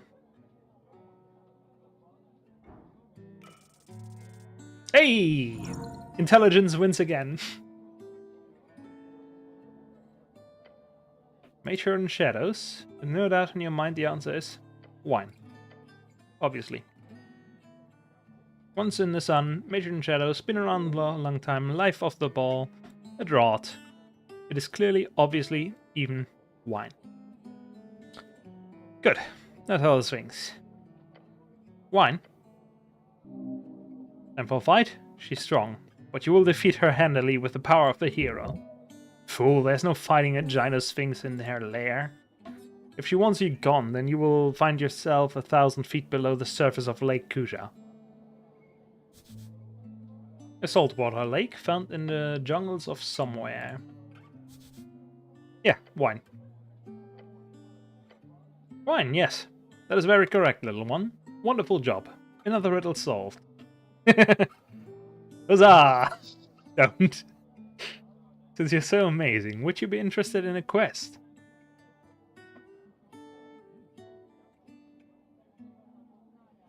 I am not the questing kind of guy. Yes. Except in the divine quest from a Sphinx is no trifling matter, mortal. In fact, few would survive such an ordeal. A quest? Indeed. Behind me stands a vault. It opens only to those worthy. She leans down. To prove worthy, you must solve my most ancient of riddles. So old, it was handed to me when I first stepped inside this chamber millennia's past. What the fuck do you mean? An Sphinx riddle?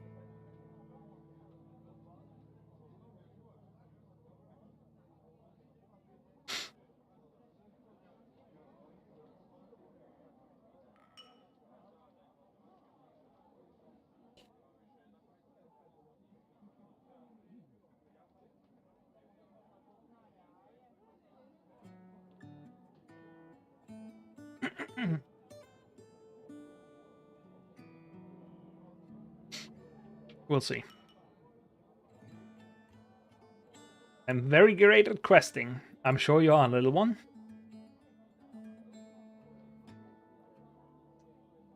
Should get more beer for this, man. That helps with quests. Your companion whispers to you.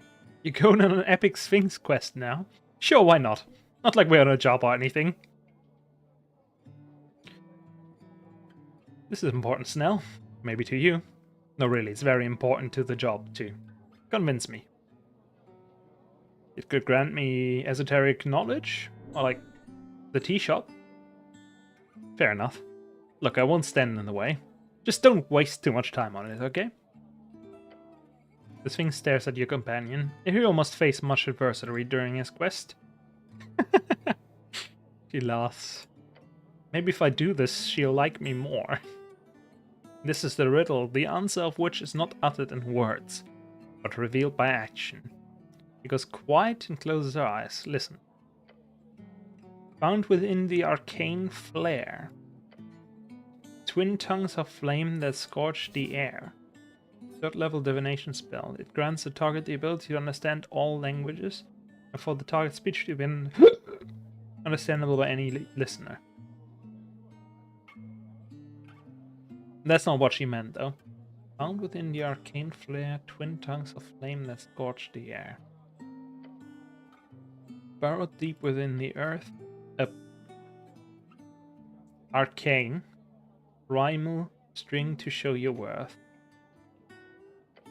Folk and gods in thronging herd, a man divine alone howls his words. That is intensely vague and cryptic. Oh, I get it. You do? Symbolic clash of all three category of spells. Could be relating to the Gate era. Ah, of course. The answer is not a word, not a thing to speak, but rather... The riddle does not have a verbal answer. Ah, yes. Aren't you smart? The answer is not something you can speak. Tavern key. Once you understand this riddle, return here. You can only solve it during daytime alone. We wouldn't want anyone else accidentally figuring out this riddle, would we? He glances at Snell. No! The goblin groans. I'm not interrupting the job for that. Do it in the morning or something, before you pick me up.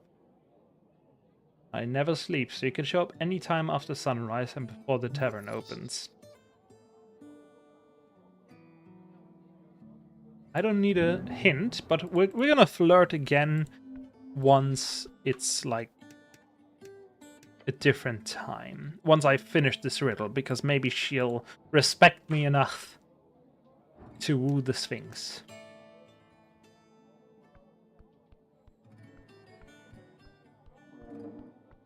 Was there anything else? Oh right, there was the stairs upstairs. Also, she gave me the key so I can enter any time. That's nice. We need to do it without Snell. You already know, I'm just gonna Google it anyway. I'm not wasting my chance with the Sphinx. The dwarves are still here. That's where I nearly died. You want me to Google it so you can fuck the Sphinx? Nah, I'll do it myself, but we need to wait till morning anyway, and I don't think I'm gonna do that today. Because I kind of want to stop streaming like half an hour. He is still there. Which means nothing changes even at night for this kind of shit. That's fine. I didn't talk to the tavern keep yet, did I?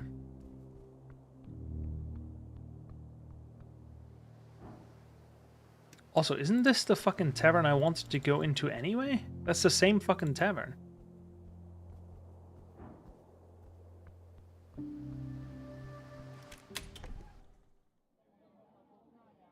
It just had two entrances. I didn't know that. Can I talk to her now? She played along now. Thumbs up. Doesn't look at you. Rude! Don't disturb her while she's playing. I will not. Let's talk to her. Benthic understands a woman of fiendish origin? I can tell. I mean, not a fiend, it's a tiefling, right? I pressed the wrong button. No, PC, don't open that. Don't open shit, please. A tiefling. Welcome to the Drunk Sphinx. What'll... My good lord, a cleric. How lovely to see the city stop by. He gives you full attention. Name's Rick Spider. I'll be serving you tonight. This woman is a perfect hub of information. Pick her brain. How'd that happen? I want to pick your brain. I am the cleric. The cleric, oh my. Your commitment to cleric-ish behavior runs deep, 40 XP. Aren't you a catch? How'd that happen? Oh, funny story actually. My family fled the last megastorm of Heishi. I think it was the last few years of the Coast War. They were invited to join the Vorgani Guild due to my father's influence as a former diplomat. Megastorm, like a storm but mega. Okay. That's where I was born, so technically I'm a native Vorgani. But to answer your question, both of my parents were members of the House of Fire. Low ranking, of course, but still influential in the politics of several smaller coastal towns in the western jungles. Aristocracy ruled over several cities in there. They are famous for being elven, human, or even celestial. Who intermingled with demonic forces. I see. That's where the horns come from. And I don't know if you know much about the folk in Heishi, but let's just say horns are quite common sight among the highborn. And I'm so bad at pronouncing stuff that looks like kinda Chinese-ish. Definitely isn't Chinese in this case, because, well, like fantasy and shit. But like, even in Hitman, you wouldn't know, Potty. We all play Chongqing together. And I'm mostly weirded out by how to pronounce it, because Diana pronounces it differently in the main story. She says Chongqing, and I think in Freelancers she says Chongqing. So yeah, if they don't know, how would I, without looking it up?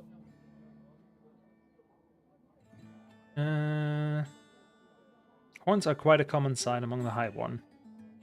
You talk too much. No, you asked. Thank you for the information. No problem. I'm quite proud of the journey I've made, with or without my bloodline.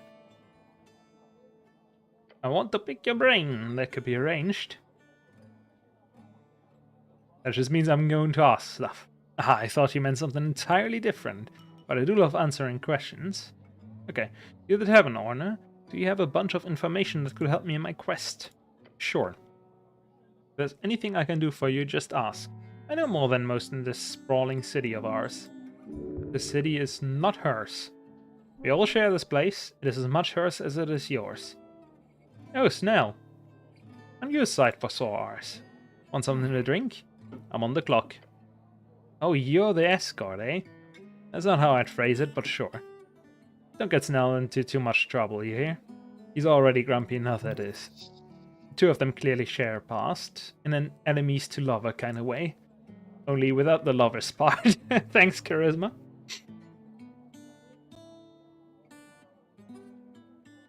What's up with That's all this. Great gal. She's a Gina Sphinx. She's been here since, like, early Gate era. But good luck getting more than that out of her. I heard a riddle. I think we all did, but good luck. Not often she gives out a personal puzzle like that. Means one thing. Also wants to put you to the test, so to speak. You always drink that much? Yeah. She's the only reason this place stays open. She lets us all hang around her sacred chamber, and in return I get her pumped on some river wine. Cost-wise, it's not that much worse than a regular city rent. How many people have solved that riddle? 2. That I know of, at least. One was a bit more discreet than the other. However, I promised to keep it a secret, so... Oh, I want to know who did it. That's what charisma is for. Fine, I'll say it, but promise not to tell. The first one is sort of the myth these days, but... It was your god. Good cleric. Earth. Earth solved the trial. Yep. I wasn't here to witness it, of course, but that's what Ulzus told me. And if you can't trust the ancient Gina Sphinx, then who can you trust? And the second? A year ago I caught a certain fellow entrepreneur having a chat with Ulzus, and I ended up getting a glimpse of their convo. It was Viskin, you know? The little mortician. The fucker that kept the zombie in his basement. Ulzus won't talk about it, but he totally solved one of her riddles and got something in return. No idea what, but hey, you didn't hear from me. Thanks for telling me about the Sphinx. No problem. You two friends now? Nope. Don't say that, you hurt my feelings. There's tension there. If you want to get a rise out of him, ask about it. I sense sexual tension. Good, yeah. Does not spend a lot of time here. You don't need to ask her, it's not relevant. He does! Although, this is the most convenient third place for the HWBT. It's not like he's got too many options. Place of community and socialization. Okay. We've got all the wonderful goblin we could need here every night. I'm not pressing the sexual tension button. I don't want to fuck over Snell. What do you know about the tea shop? Blew up! She looks shocked. People keep saying that, right? Very strange. Well, here. Not usually on Tilstead over noontime. I'm more of a night gal, obviously. So I'm not much help, sadly. I've just heard the regular. But I can recommend talking to the kid at the kiosk upstairs. His brother comes in here often, and I overheard him talking about it. Yeah, I spoke with Arn. Great. Hope you didn't scare him too much. Kidding. I don't think I did. I was nice to the kid. Tell me about the owner. Drummer, he's a real piece of work. Like, I'm impressed that he kept that tea shop afloat for so long, but... Look, I just know the rumors. I love rumors. Same. Drummer keeps the tea shop full of Asgalists. Mostly young ones, but supposedly he'd been working with the Free Striders on the side. Like some kind of spy. Could you imagine? Does he come here often? Nah. Oh well, yeah. Then maybe. Look, I see him around. He's not a regular, but when he does show up, he's loud and wants to perform, you know? Not the greatest patron. You think he blew it up? No. No, that bird couldn't make a ballsy move like that. Now run away from it. For sure, that's what I expect. And indirectly, I'd be surprised if he's not at least a little to blame. What do you think he is? I do remember him mentioning something of an escape plan one time. That sounds very relevant. The boy was drunk, okay? Muttered something about covering every liability, and how his escape when was... Look, I thought it was a bad joke. But he said, from what I can recall, that his plan was to sneak into a crate and ship himself to Reeds. Idiotic. You'd have to survive for weeks in a tiny cramped space. Some birdfolk can survive for months without sustenance. And if he had friends on board, they could just let him out after they passed the immigration control. Bird's smarter than I thought. I mean, I'm sure it happened at some point historically. Drunken ramblings, but if I were you, I'd check water lane. That's it for it now. You know Frank, son of Frank. I'm so happy I'm not the one having to ask that stupid fucking question. No, I'm afraid I haven't. Sorry, cleric. He can't help you with that. Probably gets hundreds of people using that fake name during any given week. Searching for a paladin. Don't expect to find much. I haven't seen Lord Gorm for weeks. You know him?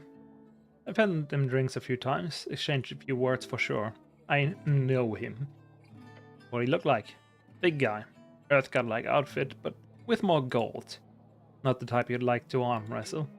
Other than that, green eyes, blonde long hair. A fancy nobleman in armor, got it. You can't fuck the Sphinx? Damn. I know you can flirt with her. And it's like a 33 skill check. Also, Kiwi, that's a spoiler, mate! I would have tried after solving her riddle. You seem to be asking. Always ruining the fun. Nah, it's not Kiwi ruining the fun, it's the game by making her not fuckable. I did already get the orc to agree to have a date with me after the game is over. So, my guy got that going for him. He got the orc lady. Sadly, you couldn't flirt with the elf. Fancy nobleman. Did he wear armor? No, never actually. He always showed off those golden locks. A clear sign of corruption. What sort of man would choose to show his skin instead of iron? Wait. Haven't played the whole game yet though. I've had it for a while. Yeah, I did see that. I think I have like 2 or 3 friends that I have on the wish list, and I saw one person play it, and that was you. But I am very interested. I think I'm going to play it daily now. Just to... well... Just so I don't have it for ever in my to-play list. Someone played more of it than me by now. Played the demo a lot. I see. Yeah, the thing is, I was a huge fan of Disco Elysium. Oh, I didn't notice she got like the goat feed. Damn, nice. But yeah. I played a lot of Disco Elysium. That was a lot of fun. And then apparently around the time this came out, one of the Disco Elysium accounts I follow on Twitter was like, "Oh, you ever wanted something like Disco Elysium? Well, there's never been something, but now there's this one and I really like it." And then the day before I started streaming this, one of my favorite reviewers on YouTube, Yahtzee from Second Wind, or formerly The Escapist, made a review on this game where he was surprisingly positive on it. No, I don't think it comes close, but that's not because this is a bad game, but because Disco Elysium is a really fucking good game. It's still really fun though. I still watch him a lot. I think I watch every review still. Used to watch everything on The Escapist, and I do watch everything on Second Wind now, from him at least, and then occasionally from the others when I'm interested.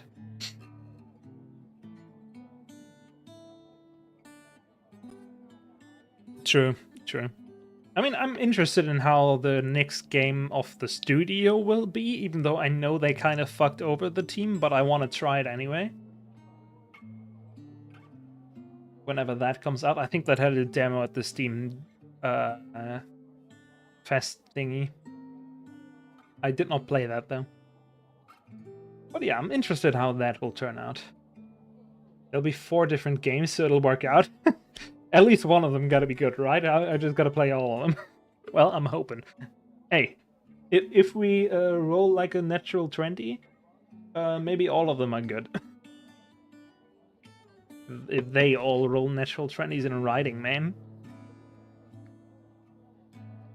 That'd be great. You ever hear him say something suspicious? Drunkards say all kind of shit. You don't say. I would never say shit drunk. I would never drink. Let's not kid ourselves, I'm drinking right now. Can't read too much into it. What do you hear? Mostly a bunch of ranting about how every single political entity in the city should be burned to the ground. That just sounds like an objective truth? He's a fascist? I'm sure he has his reasons. I hope you told him to shut his mouth. I mean, it might be reasons. For sure, it must be hot being a rich celebrity politician with immense power like that.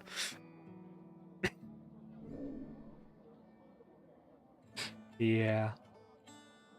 You know where I could find him? I hear all kinds of rumors, Cleric. Either he's cracked under the pressure and started living as a fisherman, or beggars on Waterlane. Or a beggar on Waterlane. The lady's awesome. I do like her. I do like a lot of these characters. They're all kind of fun. I also like my Cleric, who is... Okay, the thing with the Cleric is, he behaves like a complete idiot, despite his intelligence being his highest stat. Never comes off as, like, someone that actually knows shit. He just seems like a dumbass, and I love it. Oh, he jumped ship to Muletown. Maybe Lord Gorm wants to head out into the infinite waste through Toll's Pass. I also went for high stat int. Yeah, I did like a mixture of, I think, int, charisma, and wisdom. I got the main stats being int and charisma. And then I put like one thing into strength so I don't immediately die all the time. Yeah, Dex would have been better because I keep just reloading when I want to really steal something. I'm the kind of guy that will reload if you really want something with the Dex. Also, Dex is not a bad decision considering a lot of people have like a 1 week thing that levels you up. Yeah, they got the stat boost item. You can level up your stats pretty high. I keep buying and or stealing anything that's pretty good. Yeah, the pickpocketing is great. She had a level up thing. I rerolled like... No, I reloaded like 7 times just to get that, because I think that gave me... Did it give me intelligence or wisdom? Anyway. It gives for a week. The game is supposed to only be 5 days long from what I've gathered so far, so I just drank them all.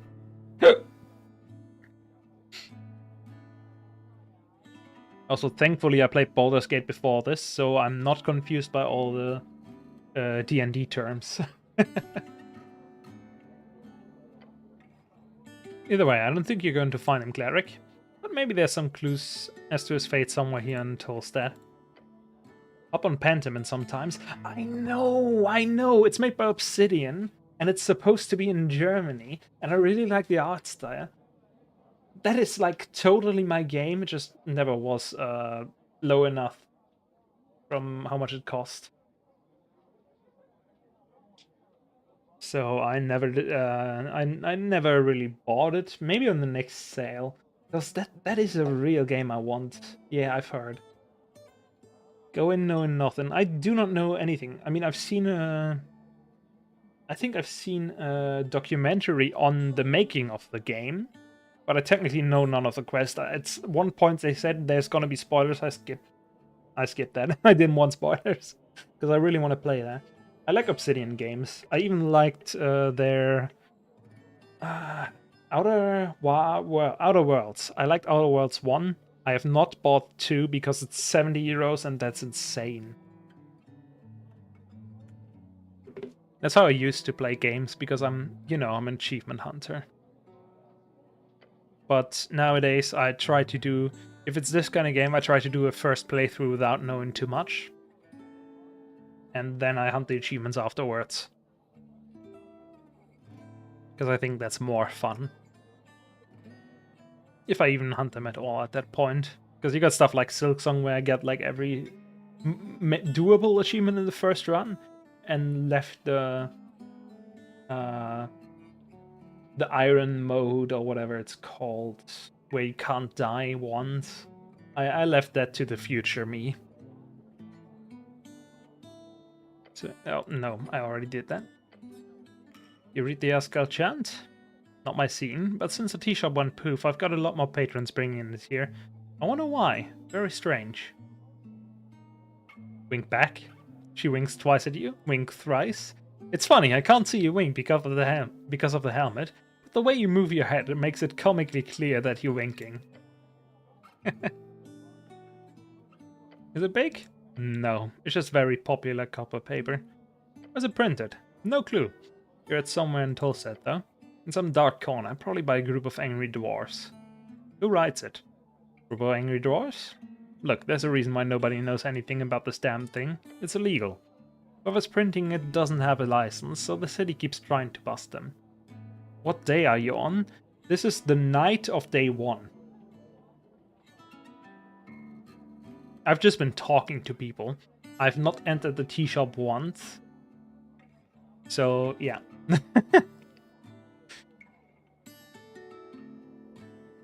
Also, I defeated like some weird skeleton in a tomb without having Snell on me. And no, I have not met the Coin Lord. Yeah, I've defeated some skeleton without Snell because I was exploring first. And got an achievement for that. That was a surprise, but it was a welcome surprise. And I think I'm gonna need to sleep before I meet the Coin Lord anyway. I don't know. I don't even know where he is. It's ridiculous. Okay.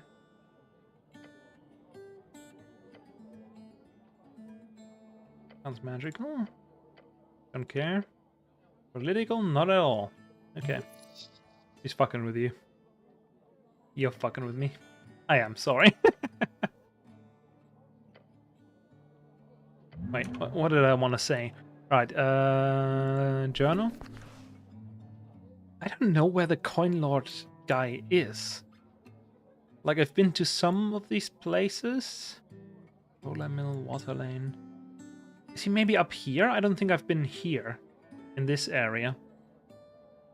I went in here. Yeah, he must be here somewhere then. Yeah, okay. Because I kind of forgot, but I was mostly... I first went into Viskin's lair, went immediately down through that somehow into the dungeon thingy, killed a skeleton, went back up because I thought, oh, that's a dungeon thingy, got my boy, looked through these places, then I looked through Water Lane, then I found a assassin here, went back to Water Lane to ask the guy about the assassin. Now I'm here. That's basically how it went. Also, I went a bit through this place to get to Water Lane, but didn't really find anything. So yeah, I still gotta find that guy there, but I'm probably gonna do that on the next day after finishing this one. Hey. You hear anything about a masked assassin? Nope. Sounds like a cult. They're trying to kill me. That's not good. You gotta go now. I gotta go to the toilet now. That's what I need to do. Don't spoil me, Kiwi. If there's consequences for not seeing him, then there will be consequences that I will have to live with.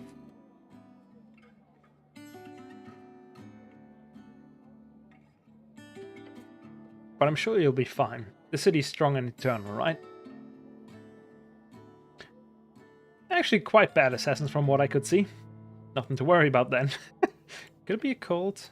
Wouldn't be the first, nor the last. We had that death cult a couple of years ago. Was it called? A Blork something?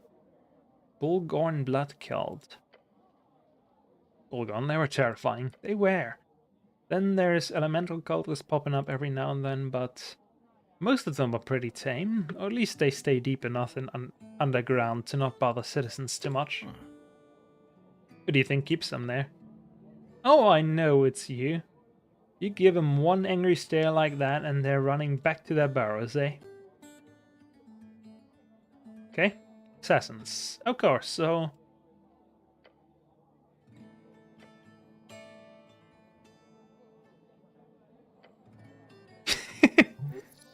She's making a joke. So you don't know anything then. Okay, cleric, that's all I know. Thanks for asking. Lovely. Know about something else. What are you voting for? That's a cheeky question. You don't have to tell me if you don't want to. Well, if you're being so nice about it, then I'll have to. She clearly loves to talk about her own thoughts and opinions for days, so you made this woman very happy. Early on, I thought about voting for the agricultural party. They had a big focus on small business owners, that's me. But obviously they moved over to a bigger worker class focus, and are now completely swallowed by Asgalism. And now I'm leaning towards the Free Striders. They want to build up the economy and increase trade, which will directly make my life much easier. Plus, it's hard to ever vote for the Nationalist when they want my kind to be a second-class citizen. True, true. And the Free Striders will let you buy your way to first class, or what? Something like that. Why not vote green? I like to keep my profits. You like the agriculturals? They had a neat manifesto, okay? Freedom of movement and business type shit. You're a Free Strider. Just cause I'll vote for him doesn't mean I'm dedicated for life. That's a good way to see it, I think. They happen to be the most useful for my business. Fair way to vote. Why would my trait make your life easier? Well, that is a really hotbed for travelers coming in from around the coast. If the tariffs are lowered, especially between region cities, we'll be seeing twice as much traffic on Water Lane. Sounds like you don't understand the Nationalist. No. Fuck fascism. Hell yeah. That's all politics for now. Tell me about yourself. The business. Several businesses. Some people call me a bit of a serial entrepreneur. Not just a tavern, not an inn. I've been thinking of expanding, but you might imagine it's quite difficult, especially with all the wonderful complexities created by our dear Home Lord. Ah, the magistrate. If only the city held another city below Crusade, then I might be able to dig out a few rooms. But for now, this is just a tavern.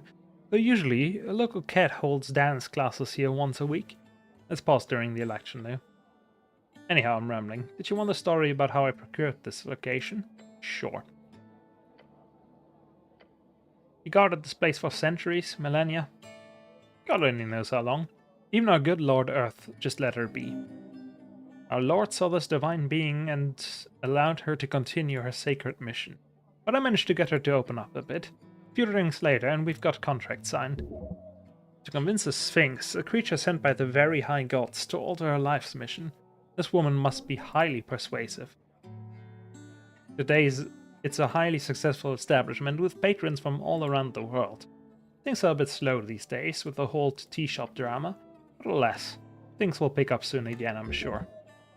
That is not how you use alas in a sentence. This fiend loves the sound of her own voice. Could be very useful. You devil or demon fiend? Neither, you know. I suppose the city classifies me as a fiendish guest citizen, or whatever the legal definition is. That means she can vote, but she can't hold office. But my blood origin is demon, like all the House of Fire. She doesn't like talking about this too much, which is why she stops herself from ranting any more than she already has. I try not to flaunt it too much. Tends to get the boys a bit too excited, you know? They clearly crave the abyssy. The abyssy!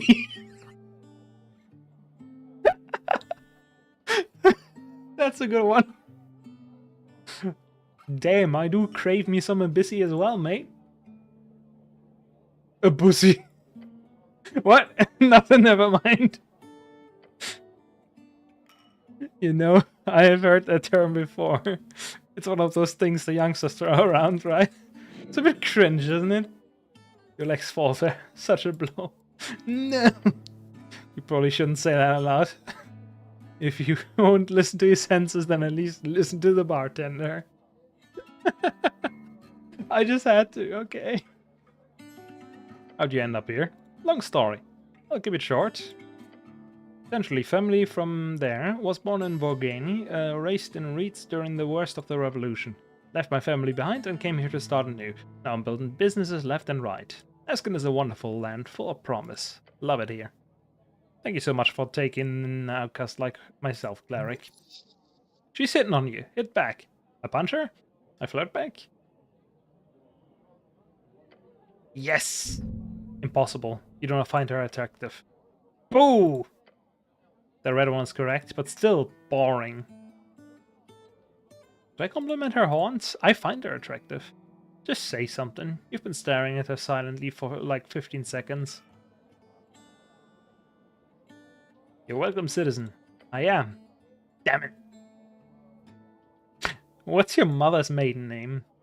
Am I allowed to say that? Isn't that a curse thing? Like knowing the true name of a devil or something?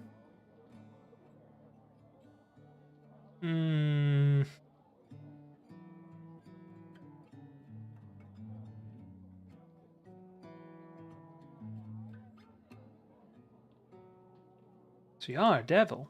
No? I mean, you're not one of those folk that keep confusing devils with demons, are you? Devils are lawful evil, demons are chaotic evil. They're both creatures of evil, flawed to the core. Now I'm an expert in my field, in demonological. Never mind. Alright, well, let's just move on and I'll keep that a secret just in case, okay? Yeah, I don't think I want to know. How do I get to the Under Coast? I don't know.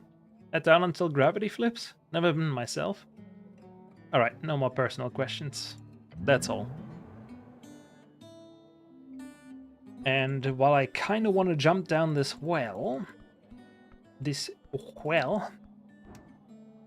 I think we're gonna instead. What's the time? 1. What's the real time? Oh. I think instead I'm gonna save next to this well. I change the music. Oh, she's gone.